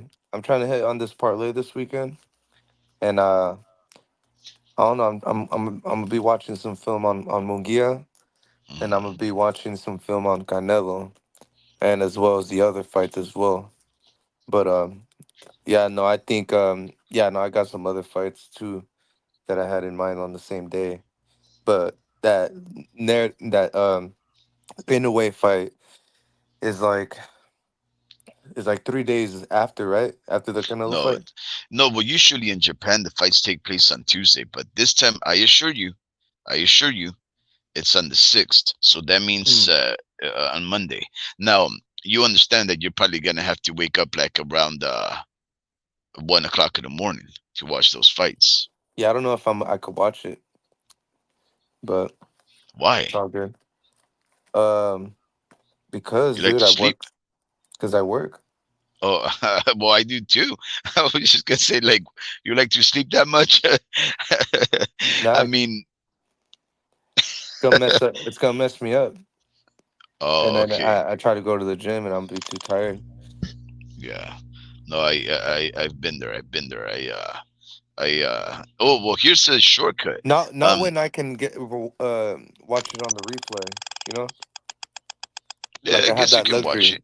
I have You that have the luxury. ESPN Plus app. Yeah, I have the luxury to do that. So Let me ask you gotta love it. something. Do you ever watch replay fights? Yeah, yeah. I mean, honestly, I just started it kind of, but before I would watch like my favorite fight, like one of my favorite fighters, like Terrence Crawford versus Errol Spence. Like I had to rewatch that a couple times, Hmm. and then I also watched what's some fights that I rewatched? Oh yeah, Valdez, Oscar Valdez. His fights, like they're always like entertaining, Yeah, back you're and right. forth, and Yeah, it's yeah, yeah. And the Haney fight, the Haney versus Loma fight. So yeah, replay value. that's an incredible fight. Wow. Yeah. Wow, yeah, yeah. No, I was just asking you because I actually tried to watch.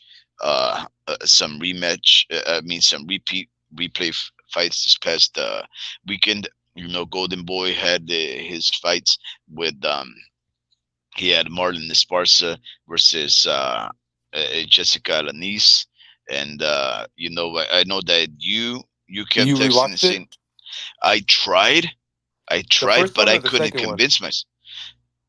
No, I watched both of them, but I don't Okay. remember the first one. But I remember. Well, I just barely watched the second one, right? They're both And available on the zone. yeah, I know. That's why I watched this one. But the other one, I didn't watch it because I had already seen it. I didn't find it too incredible. I remember that I thought Alanis won. Uh, Which one? and the first one, the first one. Okay. But then when you were messaging saying, "Oh, I think the Tejana won. I think Marlon Esparza won." I would No. say, "Whoa, oh, you Well, thought the Alanis won?" no, the second one, I thought Esparza won, Yeah, and yeah, then the that's what I first mean. one, Alanis. Alanis won.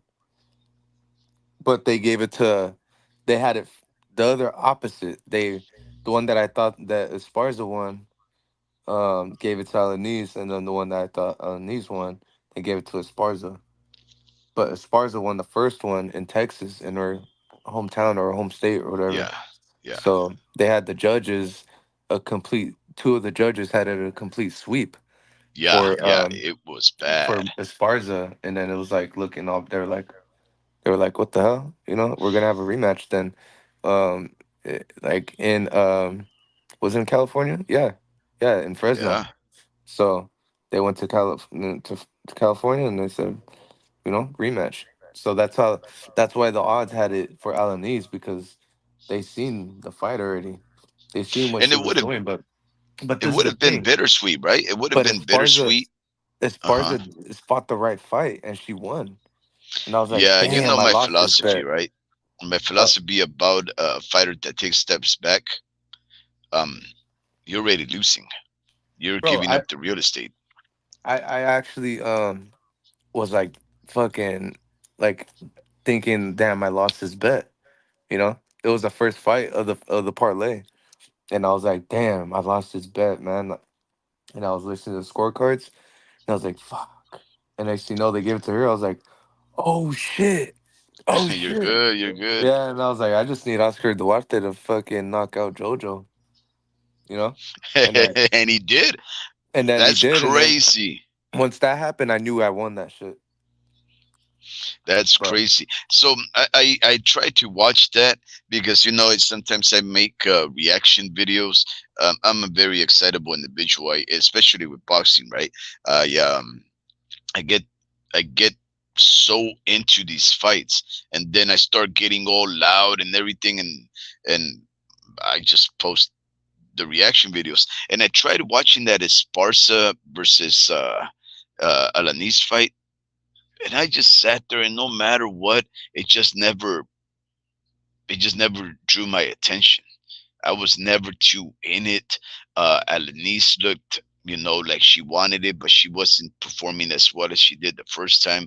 Martin Esparza was on the back foot. We know that she's already like that, but it looked very bad on her. She obviously didn't have the whole Texan, you know, community rooting for her because she was in over here in down South California. So it just was a whole different vibe. It wasn't as loud. Um, and I was just like, okay, I understand that Sparsa is countering better because all she does is take one step back and she catches her coming in, right? But Alanis is also forcing that action and still hitting better. And you also have to understand one thing: when you're throwing from the back foot, you're not really gonna be hitting with a lot of power. Right, because you're moving, so you're reducing a lot of the momentum and the force from those punches because of the movement backwards. Right, you can get better pop if you just move laterally instead of back. But Alanisa's punches were obviously better when she got through because she was taking forward steps. Nonetheless, I still couldn't get into the fight, and I didn't even make a reaction video. I watched the UK fights. I couldn't make a reaction video. My mind just wasn't in it. Like, I don't know, it was just a pretty anticlimactic weekend of boxing. Yeah, I watched it, but I'm so happy that you won. El Pachuco states I work a graveyard, so I'll get a chance to watch Neri versus Inui. Yeah, that's awesome. That's perfect time.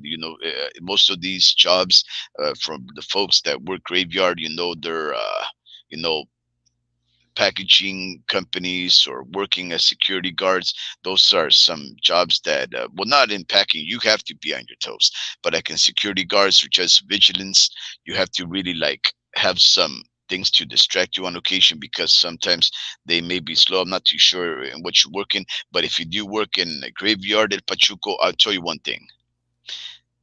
Graveyard, when I worked graveyard for like a year and a half. He's gonna talk Ghost. Oh my goodness. No, no, no, no. Ghost? No, no, no. No, no, no. I told you about how I ran into that, how I got a book, but man, I don't even want to say this because I fear that I'll get killed if I say that. But there's certain books, guys, that you're not supposed to read. You're supposed to have consent before you read those books. And I'm not talking about adult magazines, all right? Don't get it twisted. Don't get those dirty minds in there. I'm talking about books of secrets that only certain people can have access to, right? Um, and if somebody finds out that you've read some of these books of secrets, it's an oath that the keepers of those books of secrets have to punish you by death, right? Now, a keeper of a one of these books, he did allow me to read these things, right? And well, I already told you guys about my fever pitch dream, right? Where uh, my life flashed before my eyes. How I remembered that I must have been like around 11, close to 12, because when your life flashes before your eyes dream, I'm talking about from the second that you open up your eyes. Every single second of your life, you replay it in a matter of hours. So everything is just traveling like breakneck speed, like, and all of these things are coming at you like if you're shuffling cards. Like if I don't know if you know this, but you can draw cartoons by just drawing the same image, copying it over and over, and just drawing a little variance in every single thing. And if you put all those pages together and you flip it like a flip book, you can make these images move. That's basically how life flashes before your eyes. Like if somebody is just flipping the book of your life at breakneck speed, and every single page is a second of your life or a moment of your life, and you're living it, reliving it, really, in vivid detail. And the one thing I remember, and I apologize for the curse words right here, guys. The one thing I remember, where I knew that I was a piece of shit, right, was when my mom told me, "Mijo, ayúdame a lavar los platos. Son, can you help me wash the dishes?" And I told her like this, Drew. I told her, "Sí, ma, ahorita, ahorita." And I ran out the front door to play with my friends, and my mom stayed there in the kitchen, and she started to wash the dishes, right? That moment stuck with me. And I was like, "You are a piece of shit." Now you have to understand, these are childish, infantile things, right? That in the long run, they don't mean nothing. But it details so much about you, how what a potential of an individual you are. You are a person that can deny your mother, the person that brought you into this world. You can deny her a simple request, as simple as, "Son, can you help me just wash these dishes?" Which means I'm tired. I've been doing other things. I still need to do more things. Can you just help me out? Can you give me a little break? And the worst thing, Dream, is that I remember the plates that were there must have been no more than eight. Must have not taken me longer than 5 minutes. And I rushed off. And I could never get past the fact that I just kept thinking, I wonder how my mom felt about raising me at that moment. That I ignored her, that I walked off to play. And maybe as a good mother, she was probably like, oh, kids, let me just do my job. He didn't help me. But it left that big mark on me that I said, I will change forever. And now this happened to me like when I was 34, 35 years of age. So I'm 45 now. So for for about 35 years of my life, from the moment uh, that moment, I decided I will not be a piece of shit. Have I had piece of shit moments? Am I perfect? Absolutely not. Can people still call me a piece of shit? I'm sure they can, right? But I try every day not to be that person. I try not to be the person that will deny a friend some help at their time of need, a person that won't stop by to say hi to somebody, to help a person walk the street. I will not be that person that can look past an opportunity to help and be a wholesome, helping human being. If I can and I can have the time, I will try to do that. I at least try. Now, I'm telling you, I'm the first one who said trying is not the same thing as doing, but let's just start with trying. And yeah, and so long story short, you're probably saying, where are you going with this? Well, all of those things happened to me because I used to work graveyard. I used to work graveyard, and there was the guy that used to work right before me. I would start at 8, so we needed to like shift, end our his day ended the moment I arrived. No later than at 8 that he had to exactly punch out and me punch in, right? It was like a very strict schedule. There had to be absolute coverage with no overlap, no overtime, right? Because it was a very handsomely rewarded contract that we had.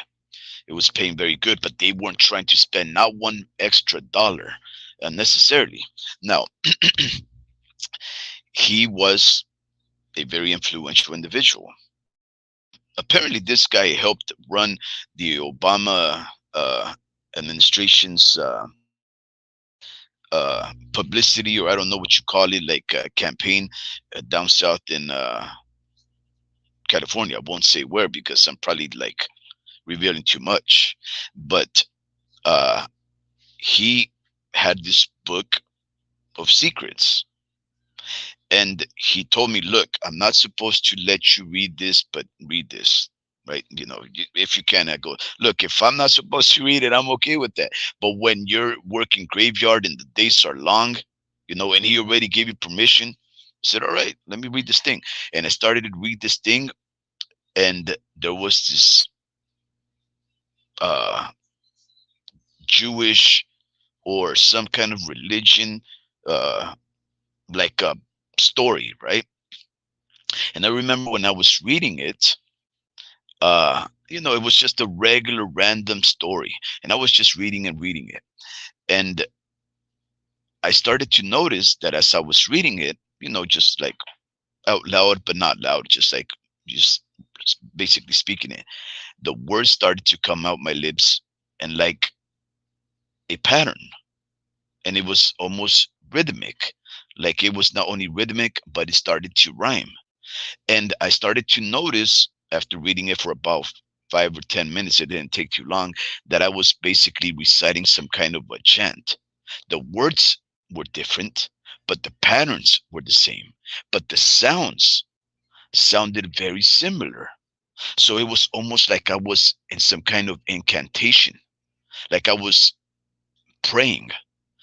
or chanting towards something, like opening up a door, and some kind of dread came before me, and I got the book and I threw it like, like, get it out of here, right? Now, when in the middle of the night, 2 o'clock in the morning, your mind starts playing tricks on you, like you mentioned. You said, "Oh, here we go. He's gonna start talking about ghosts." But a dread came before me because I realized I was I was bringing something into the world by reading this thing, unbeknownst to me. I threw the book and I said, "Whoa, whoa, whoa! I won't touch that anymore. Put it back where it belongs. Put it back where it belongs." Right? And then I went about my day. But in the back of my mind, the whole time I was just thinking, "What does it mean, man? You're just tripping. What does it mean? Ah, you're just tripping."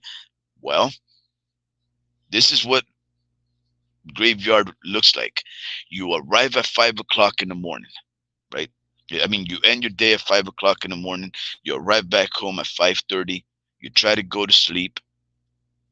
Everybody's going about their day, right? Because you're the only guy that's crazy enough to sleep in the daytime, while everybody else is obviously going about their day, making breakfast, taking kids to school, the neighbors honking their horns, getting their other neighbors up and awake, and just people going about their life. There's too much commotion, too much life going on in the daytime for me to fall asleep adequately. Right. So I started becoming very cranky and bitter and whatnot. But long story short, this is what happened. My life flashed before my eyes in a fever pitch. I ended up going into some kind of a feverish dream where I couldn't wake up, right? And my wife tells me, and I knew this was happening. My wife tells me that I was just like paralyzed, just like tossing, like not tossing and turning, but just like making sounds like like something was happening in my head. And she says that I was crying like if somebody was pouring water on my face, like the water was just coming out my eyes. And I remember that I felt that I was completely drenched in sweat and in liquid, right?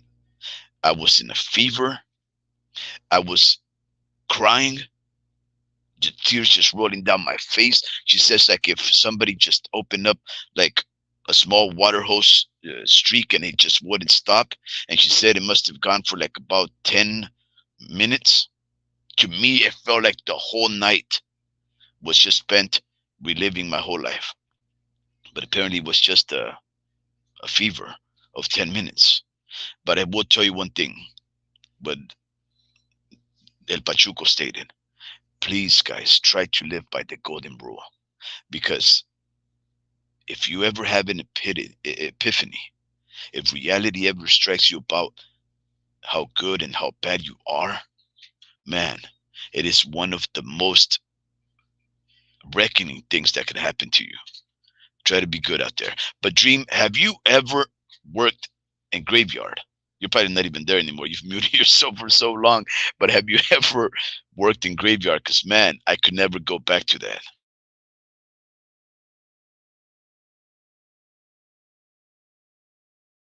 Yeah, that guy walked away. I knew it. He didn't even hear not one word. El Pachuco states, I work with computers IT so I could keep an extra screen active. Okay, yeah, no, that's great. El Pachuco, if you can do your job, love it, and then still have fun, like a new way versus there you should be, that's a perfect balance, Yeah. Have you guys ever had an experience like that, guys? El Pachuco, Mr. Vince Vargas, the homie Ricky, has your life ever flashed before your eyes?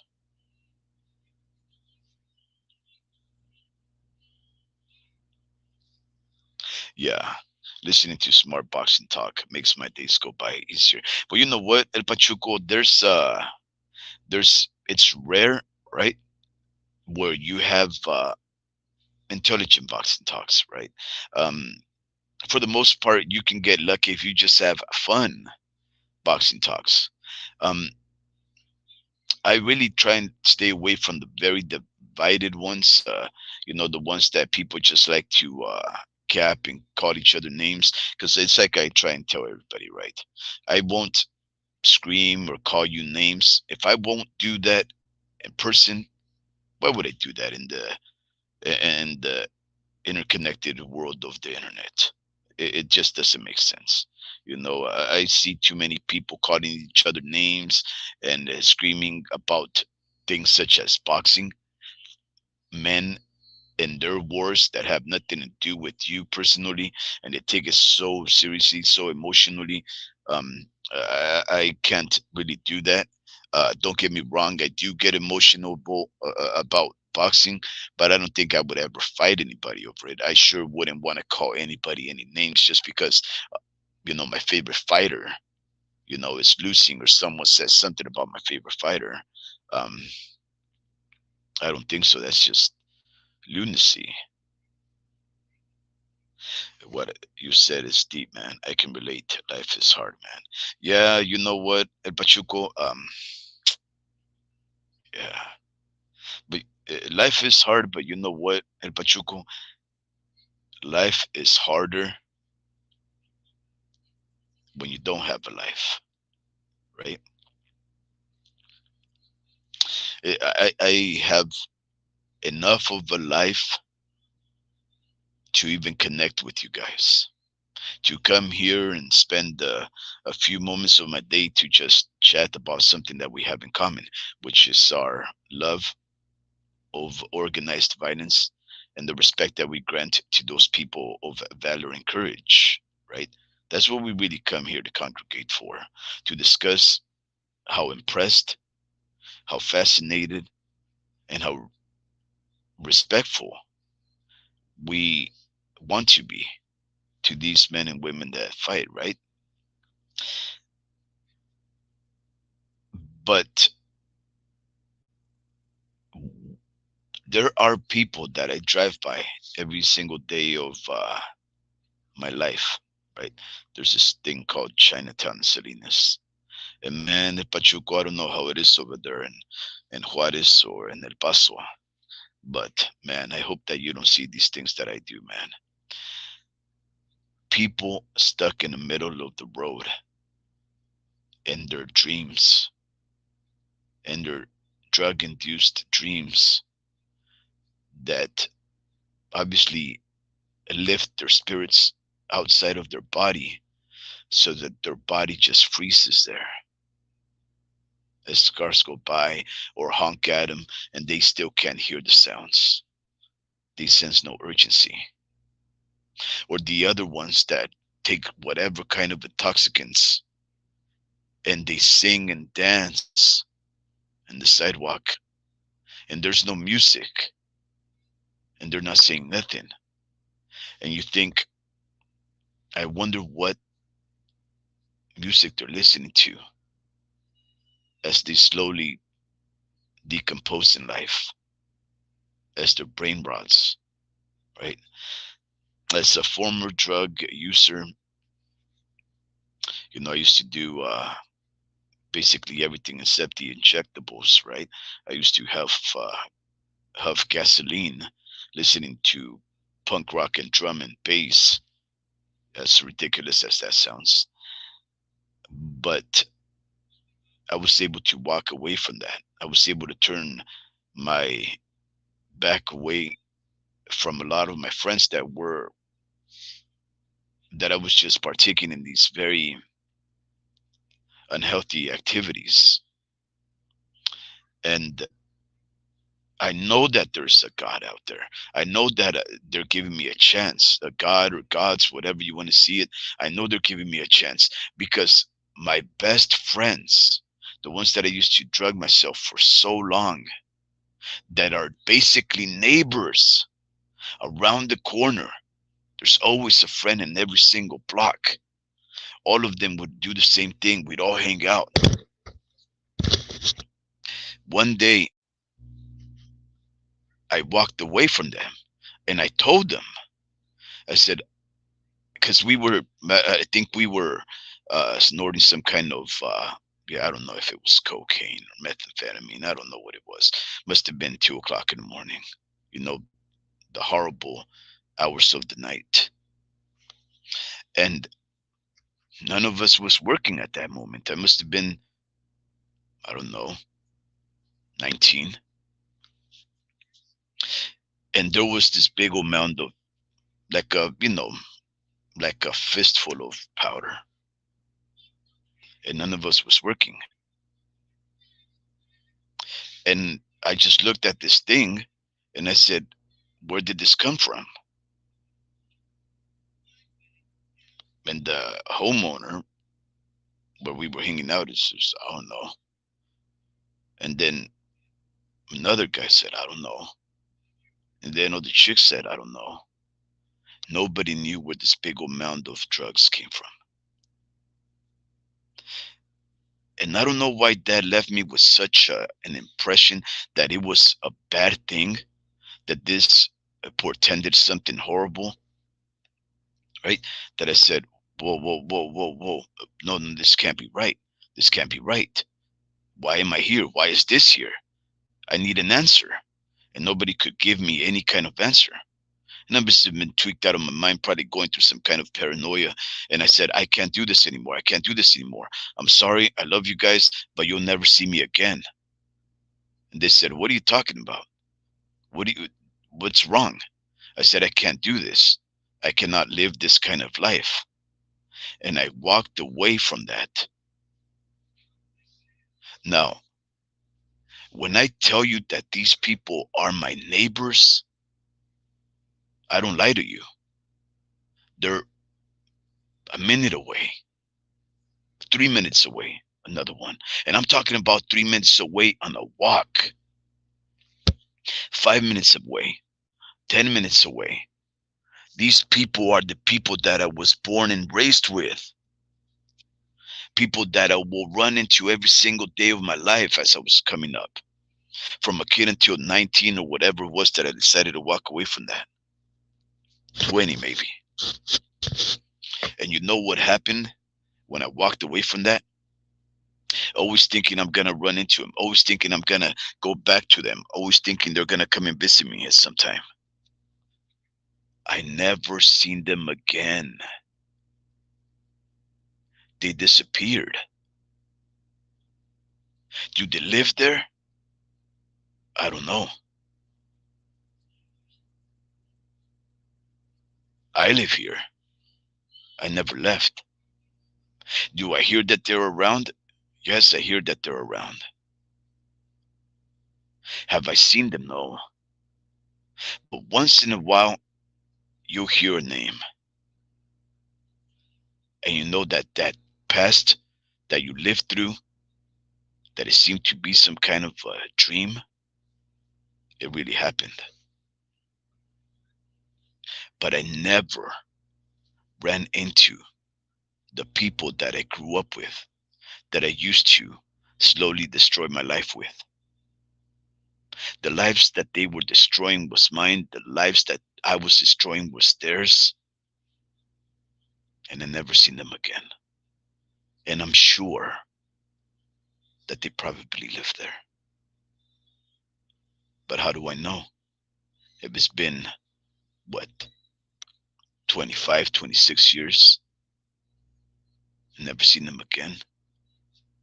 Now I ask you, who facilitated the easy escapade and abandonment of my friends? Who allowed me to never have the temptation, even accidental, of running into these people? Did I go about my life? Yes. Continued to walk the same pathways, same streets, never seen them. Why did our paths never cross each other's ever again? Ladies and gentlemen, all I can say is there has to be some greater forces out there at play, right? Because God knows, gods know,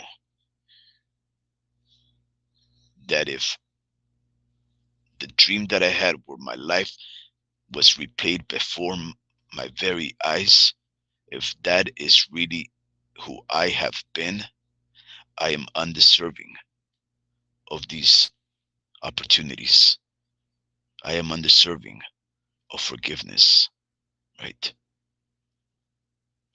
But something is watching over me. Something allowed me to cross paths with the woman of my dreams and marry her and procreate three perfect children that have never said one bad word.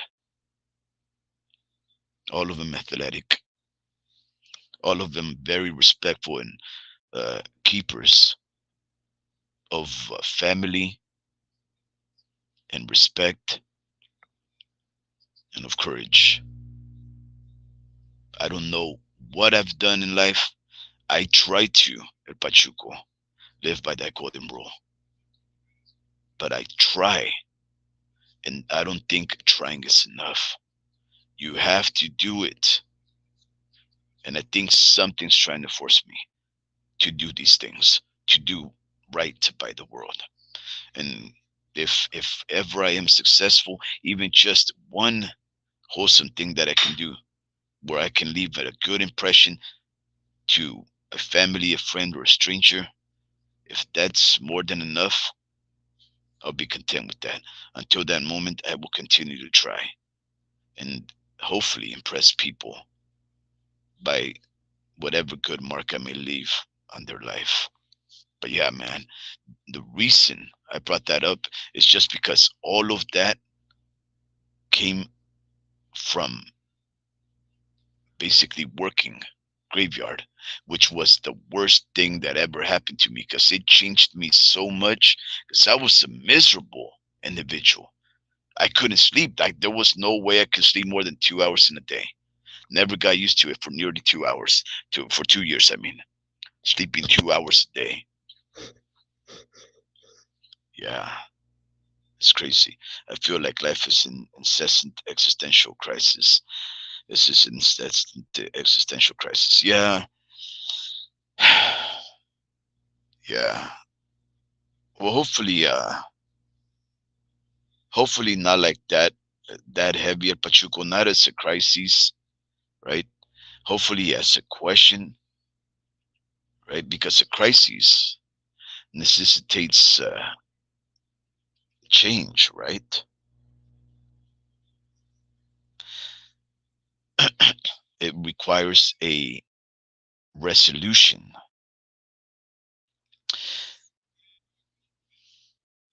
A question, an existential questioning, at least allows you to perceive what some can see as a crisis, as something that can be pondered. Because if it's a crisis, then it can only be seen as a trouble or a problem, right? But if you perceive existence as something that can be questioned, then although sometimes you can question things as troubles or problems, you can also question them as just experiences, or maybe even mitigate the severity of a trouble or a crisis to just make it an issue or a dilemma. And then from a dilemma, maybe you can just bring it down to something even more positive, as like a chance or an opportunity. And then from an opportunity, maybe you can just change that into something like a victory. But yeah, I agree. There are existential crises for many, but I hope that that's not the case with you, El Pachuco. I hope that's not the case with any of our listeners, Mr. Vince Vargas, Arimeri.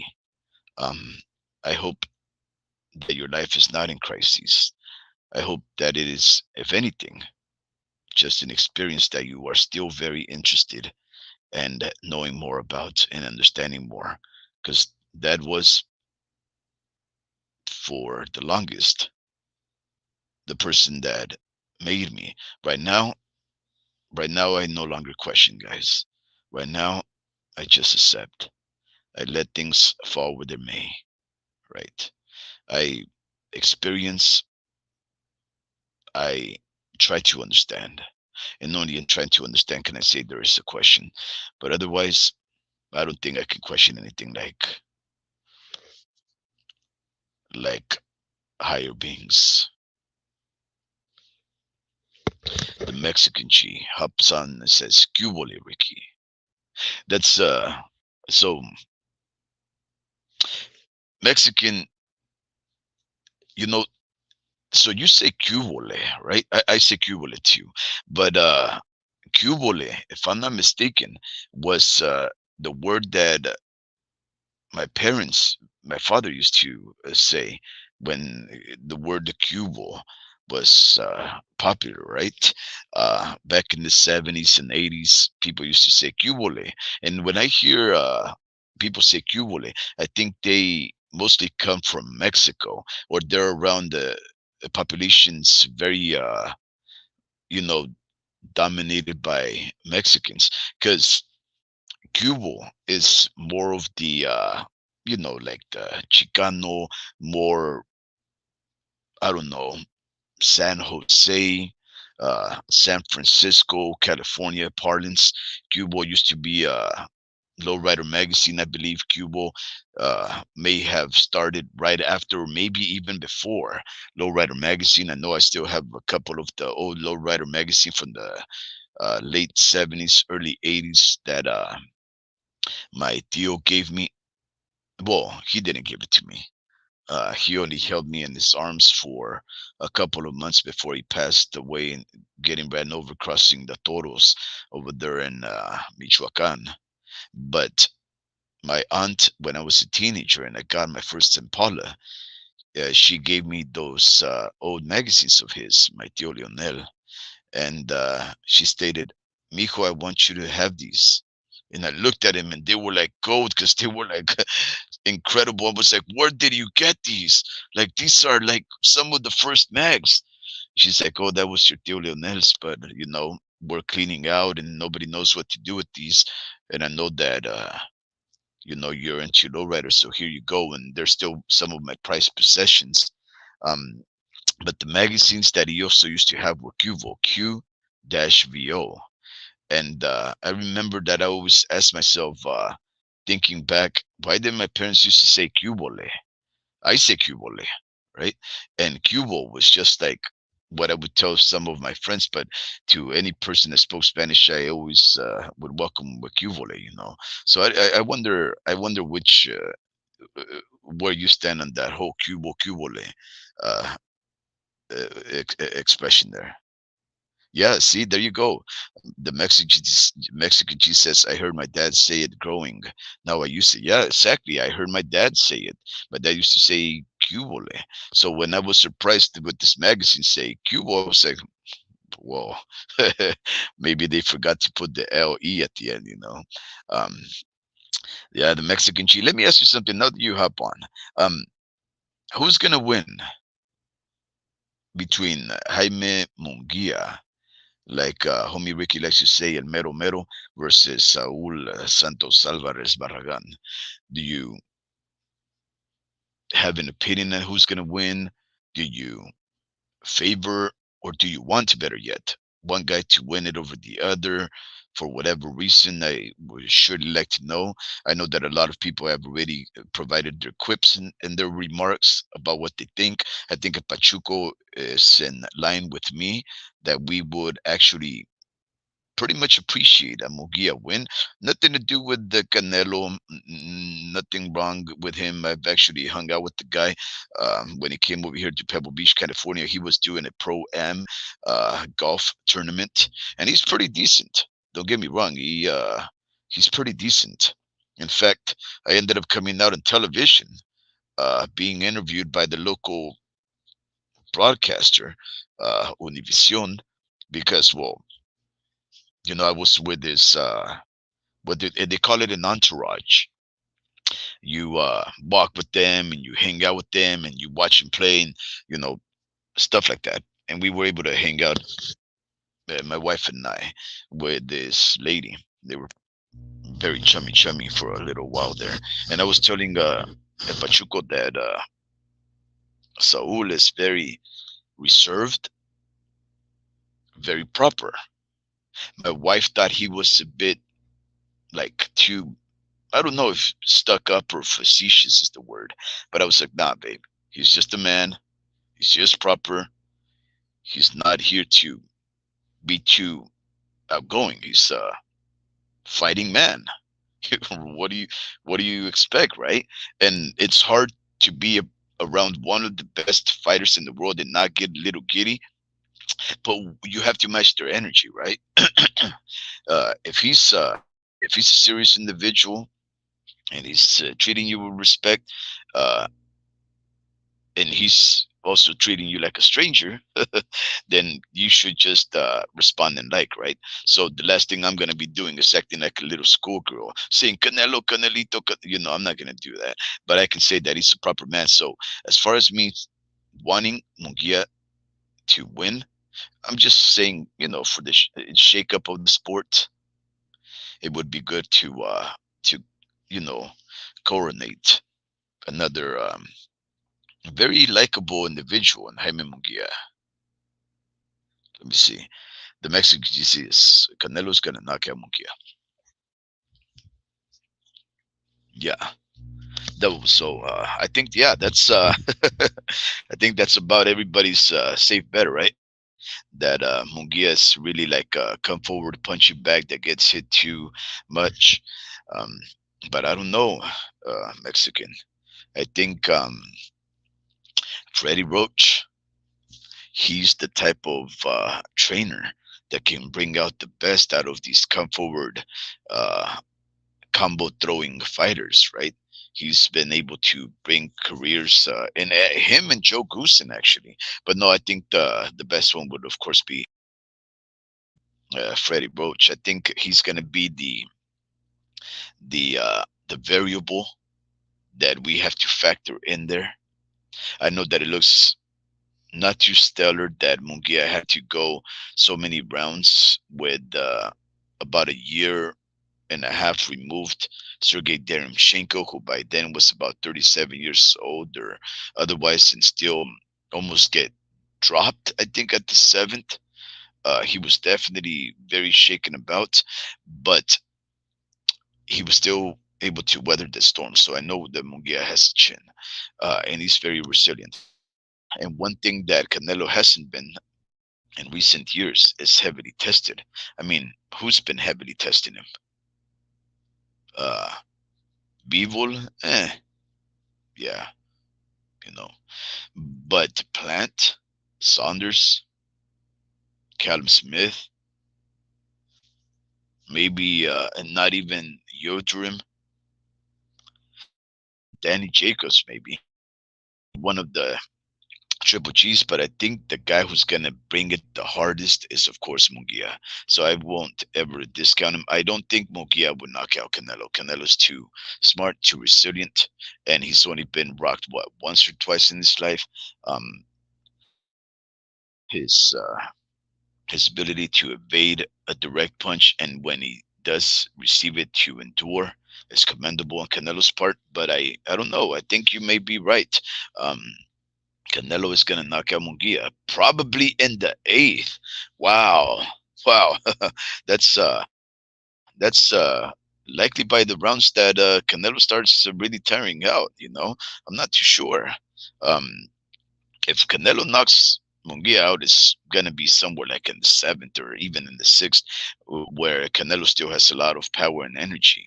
But who knows?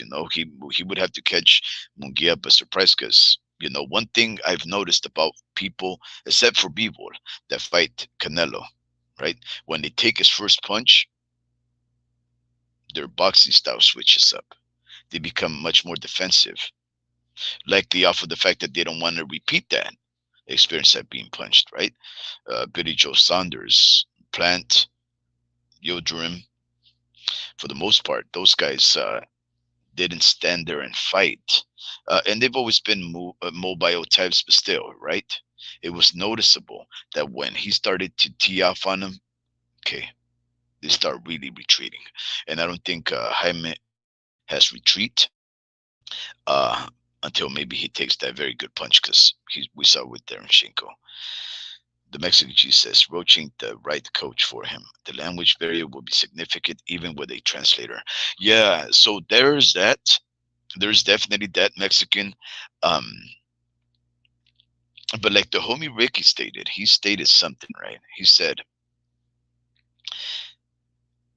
Jaime Munguia doesn't really need to have a translator with Freddie Roach because all he has to do is look at Freddie Roach as he's trembling and quivering because of his Parkinson's, as his neck and his arms are just moving about everywhere, for him to know, look, this guy is trying to tell me something, even though he probably should be in the hospital or in repose, trying to take his medicine in order to try to mitigate the continued progress of this condition, this debilitating condition.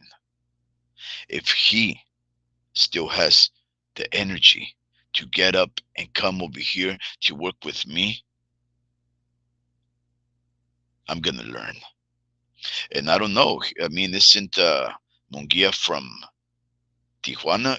Isn't that in close proximity to San Diego? Don't they learn some English just by enough contact with other people that visit border towns? Even Alvarez, he's he's done great in his development of the English language. I mean, I've heard him talk complete sentences, even do full interviews in English with no translator.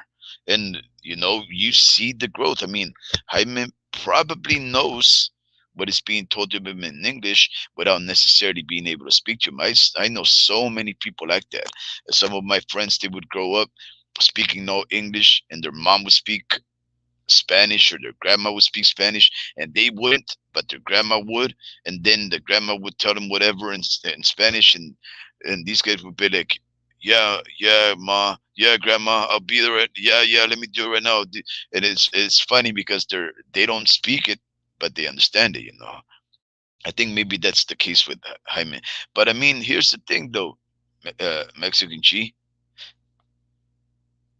he's gonna have to one way or another learn from Roach because he should have known what he was, going to be met with, right? An individual that does not speak his language, but he's been there for two fights, if not mistaken. This one's gonna be what, his third, and maybe his second. Um, I just hope that it's a good enough match because there's no turning back. Okay. And last one for you, Mexican G, because I do like to get your opinion. You're very astute, and you can give me a straight answer also, right? Like El Pachuco. So let me ask you, Naoya Inoue, Luis Pantera Neri. Who wins that? Yeah, I love it, Mexican G. You know what? The other day you did push-ups. You did 70. I topped off at 40. Then I gave myself a few minutes. No, like maybe like a minute break, and then I did another 10 for a total of 50. Today so far I've done 100. I did in my break, I would say, because I had three breaks. I did two of my breaks. I did planks, and I did push-ups. So I've done 50 and 50, and 4 minutes total of planks. So I've done 100 push-ups. So I think I should do another 50 before I call it a night. But yeah, yeah, go do those push-ups. Um, and I'm gonna probably do my own now. uh, you know, ladies and gentlemen,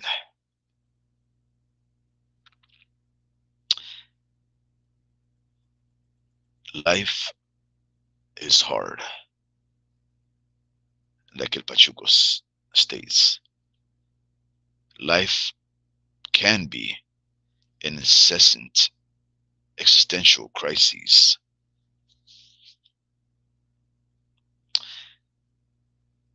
but I hope that it is not for you at this moment. It is true what they say, one day at a time. take those difficult challenges, the travails of your life, any battle that you assume, one day at a time. That's the secret. One day at a time. And never have any quit in you, right?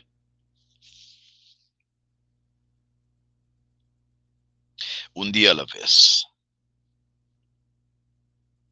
like the song says, right? And you guys will see how beautiful life is. Difficult, hard, incessant, and at times it can feel like a crisis. But just hang in there. I tell you, life is so beautiful when things start stacking up the right way, guys. And it happens to all of us. We just have to know how to take our little victories, realize what a victory looks like, right? A lot of the little wins we ignore. In this day and age, with the stranger, simply saying hello is a sign of respect and of that courtesy from the days of old that nowadays seem more and more a rarity. Those little moments are little victories. They anchor us to the goodness of people and to the richness that is being alive. So right now the Mexican G is gonna do some push-ups. He's fortifying his body. That's a win. We have El Pachuco working in the middle of the night in IT. The fact that he is working and being able to provide for himself and his family, that is a win.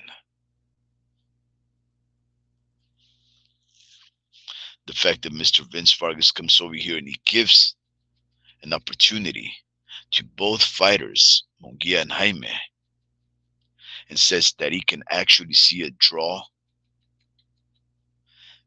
That fact that he is able to give people a chance for the sport of boxing, that is a win.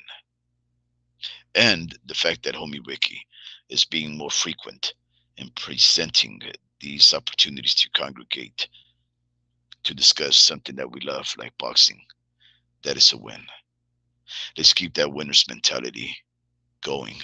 For tomorrow, I hope that your day is pleasant, that you are surrounded by loved ones, and that you find that somebody that isn't, and surround them with love. As a person that's gone through the ups and downs of life, a person that I tell you right now, I am a piece of shit. I can tell you, life is still wonderful. Life is still good. Mexican, how many push-ups did you do, man? Because that was like 3 minutes. I wonder I wonder how many you did. Because man, I'm gonna be competitive. 70 again? Did you take breaks or did you just do them all in the row? Because if you're doing them all in the row, right?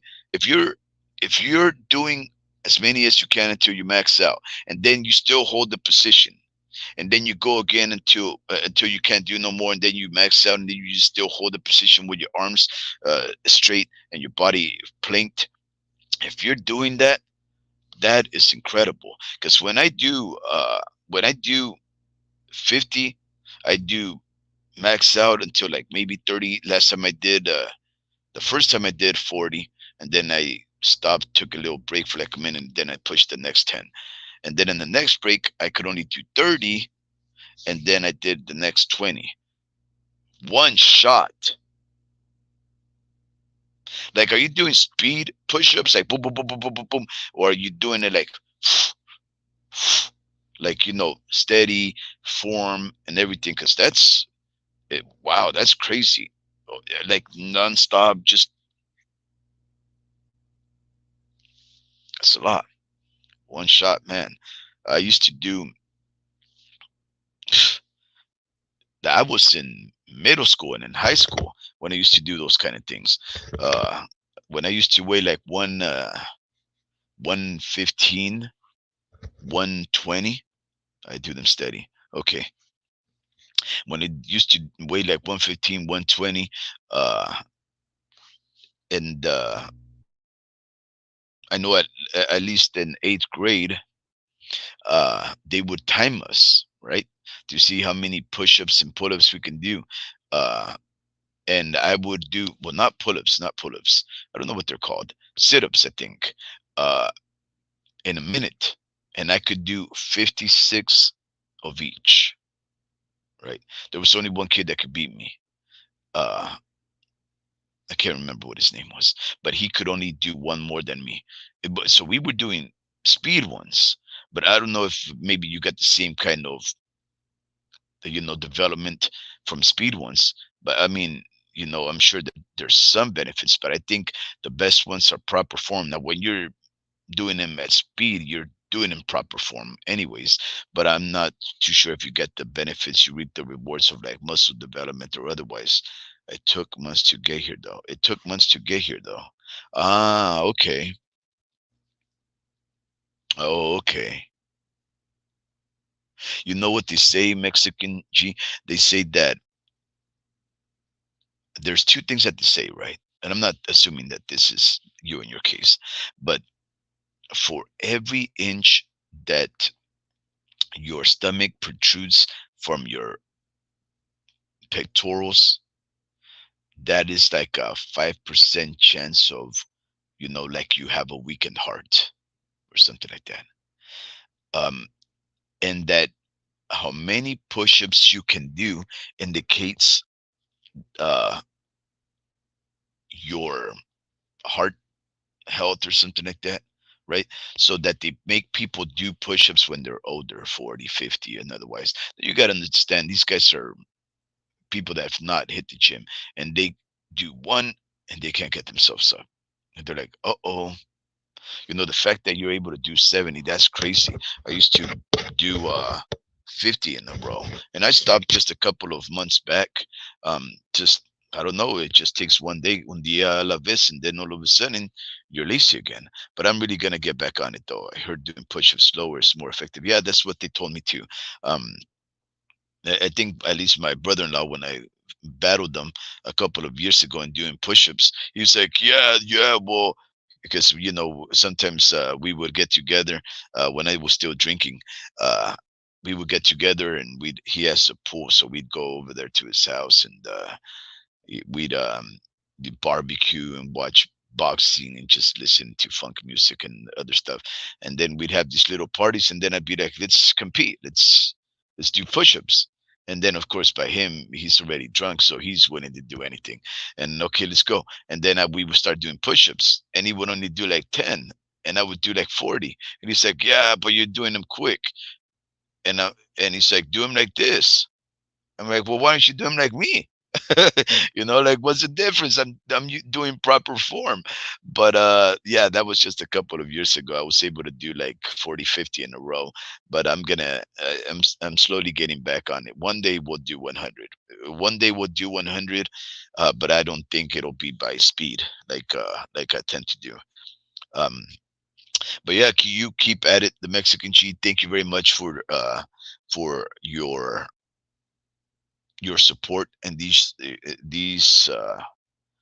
lives. You're always there. I really do appreciate that, Mexican. I appreciate every single one of you guys. You guys already know this. And if any of you guys find out when those tickets to that August 8th or August 3rd or whatever, Turkey at a Chic, the tickets go on sale, please let me know. I really want to go to this one. I mean, I believe they're gonna be super expensive, but I'm I'm talking to the homie Ricky. I'm telling him because he's making fun of me. He says Andy Ruiz and uh, Jarrell Baby Miller is a fight that doesn't make sense. I'm telling them it's gonna be the best fight in the whole night. And we're talking about fighters like Virgil Ortiz, Tim Sue. We're talking about Pitbull Cruz versus Rayo Valenzuela. We're talking about, and I heard, man, there was some Crawford versus Israel Madrimov. Um, man, who else? Who isn't in there? Andy Cruz versus what's his the Mexican guy's name? He's very good too. There's just so many good fights there, guys. Simón el Pachuco, buenas noches. Igualmente, compa, aquí estamos a la orden. Saludos. Have a wonderful night, el Pachuco. Stay safe working out there. Man, you have a tough job, but absolutely respectful, man. Respectable, because I couldn't do graveyard for long. Buenas noches a usted, el Pachuco. The Mexican cheese says, I'm not a Crawford fan, but I'm going to buy the fight for the undercard. Yeah, just whatever we can, whenever we can, to support the sport. The homie Ricky says, "You still talking? Haha." The Mexican she says, "Rayo versus Pitbull will be an exciting fight, but it will likely be a very short fight." Mexican G, because most people, and I believe you may have mentioned it also, or maybe it was El Pachuco, is probably gonna end in the Rayo being knocked out. Ladies and gentlemen, it's been fun. I hope you are well of health and a saint of mine. And if you're not, well, welcome to the club. But it's been fun. I bid you adieu. Yep. Oh, you got the Rayo winning. Whoa, whoa. Now we made this spicy. Man, I don't no. Um ah, I really do have to go to sleep. I want to talk about that, but uh, we'll talk about it next time. The Mexican, yeah, I'll convince homie Ricky to do another live one of these days, just to talk about the potentials because we really do need to see some film. I think we do have to see some. I'll bet you 100 push-ups. Well, wait, Mexican. Um, I don't bet though, but homie Ricky, talk to homie Ricky. Homie Ricky is a betting man. Maybe he'll take you, and I know he's very competitive. So push-ups, unless homie Ricky wants to take you on the bet, where you getting knocked. There you go, man. All right, there you go, homie. You got him. You say Rayo's getting knocked out. He says people is gonna get knocked out. So why don't you guys bet 100 push-ups for who? What there you what the push-ups I'm down. What I tell you, the Mexican, I told you it was gonna happen. 100, you know what? I'll do 100 push-ups just for the fun of it. Just so there you go. Now the handshake, the handshake. Oh my goodness, that's hilarious. Yeah, no, that's that's a good. You have to record. It doesn't have to be in one set. Just 100 in total and upload it on YouTube. Um, well, no, he could. He just did 70. Ricky, he just did 70. He could definitely do it. Just give him well, it's in August, so he's got a couple of months to build up to it. So I'm sure he'll do it. Rayo's gonna spark that boy.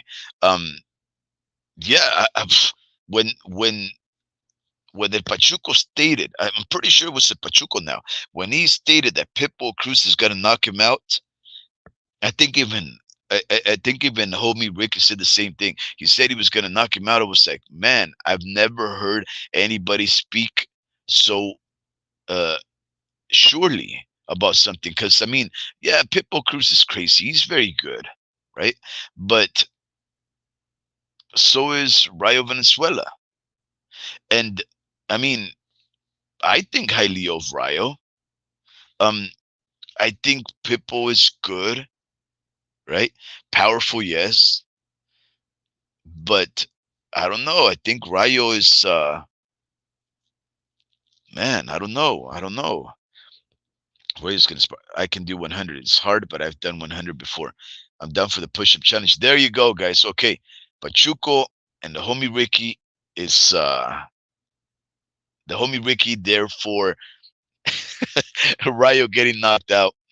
Uh, I'm gonna go with the Mexican, and I'm gonna say that Rayo is gonna knock out.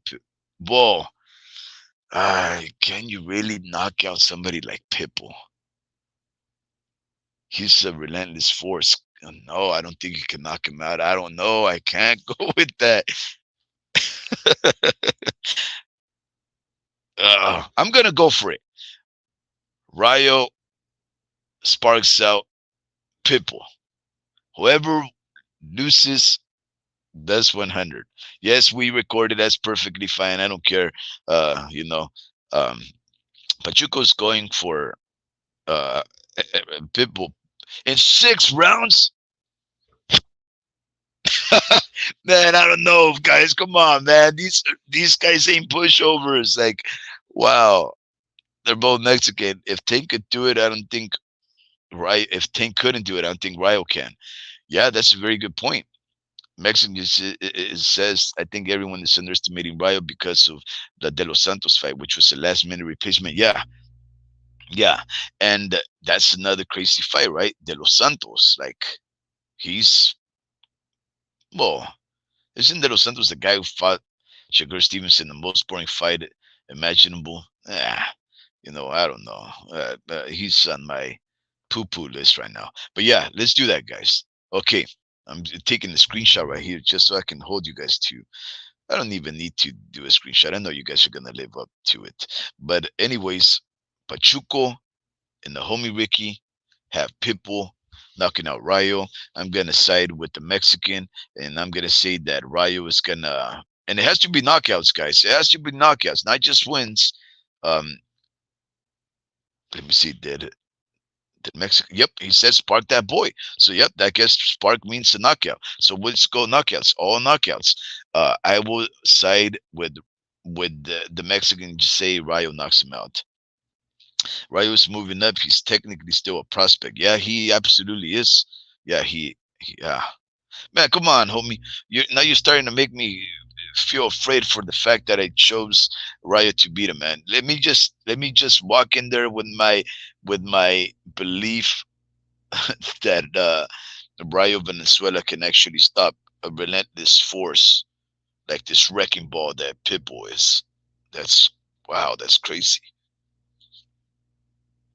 I like Rayo, but Shorty's not ready for a step up. But maybe you can prove me wrong, and I'll have to do 100 push-ups. Yeah, 100 push-ups is. I think 100 push-ups is really the end point. Whoever does the 100 push-ups, guys, is really gonna win. You know that, right? Because the guy who does 100 push-ups is gonna be stronger. He's gonna develop some muscle, some fitness. So that's a great bet, right? That's a great bet. Um. Okay. All right. Here I go. All right. I bid you adieu. You guys are incredible. You guys, man, are you still texting, homie Ricky? Riot should still fight at 135 and fight guys like Raymond Murataya and then Shakur Stevenson. Honestly, I don't think Riot could beat Emiliano. Wow, man. Now Ryu's some kind of worse than a prospect. Emiliano Vargas is a novice who probably only has 10 fights under his belt. He could beat, well, I guess Rayo does have something like 10 fights in his belt. Uh, Whatever. Anyways, here we go. We shook hands on it. Here is my handshake. Just so that you guys know that I am also on this one right here. We are gonna shake hands. Yeah. Well, I don't know. I don't know. That's what he's saying. The Mexican. He says he would. He says that Emiliano would beat Rayo. I don't know. You say he would work Vargas. Yeah, who knows? But anyways, ladies and gentlemen, I I'm not gonna screenshot it. I'm not. Well, you know what? Yeah, I will because just I have very bad memory. I have very bad memory. Let's put this right here. Okay, here we go. Yes, got it. Okay, I got Rayo, power, Push-ups, power. Wait, wait, wait. El Pachuco is escaping. Is okay. Wait, wait. Let me get the Pachuco. Yep, he's down for the challenge. Man, I gotta record these things.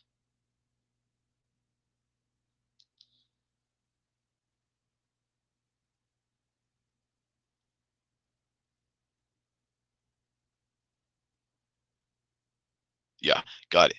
Okay, ladies and gentlemen, this is it. Finito. Adios. Hasta la vista, baby. Engage.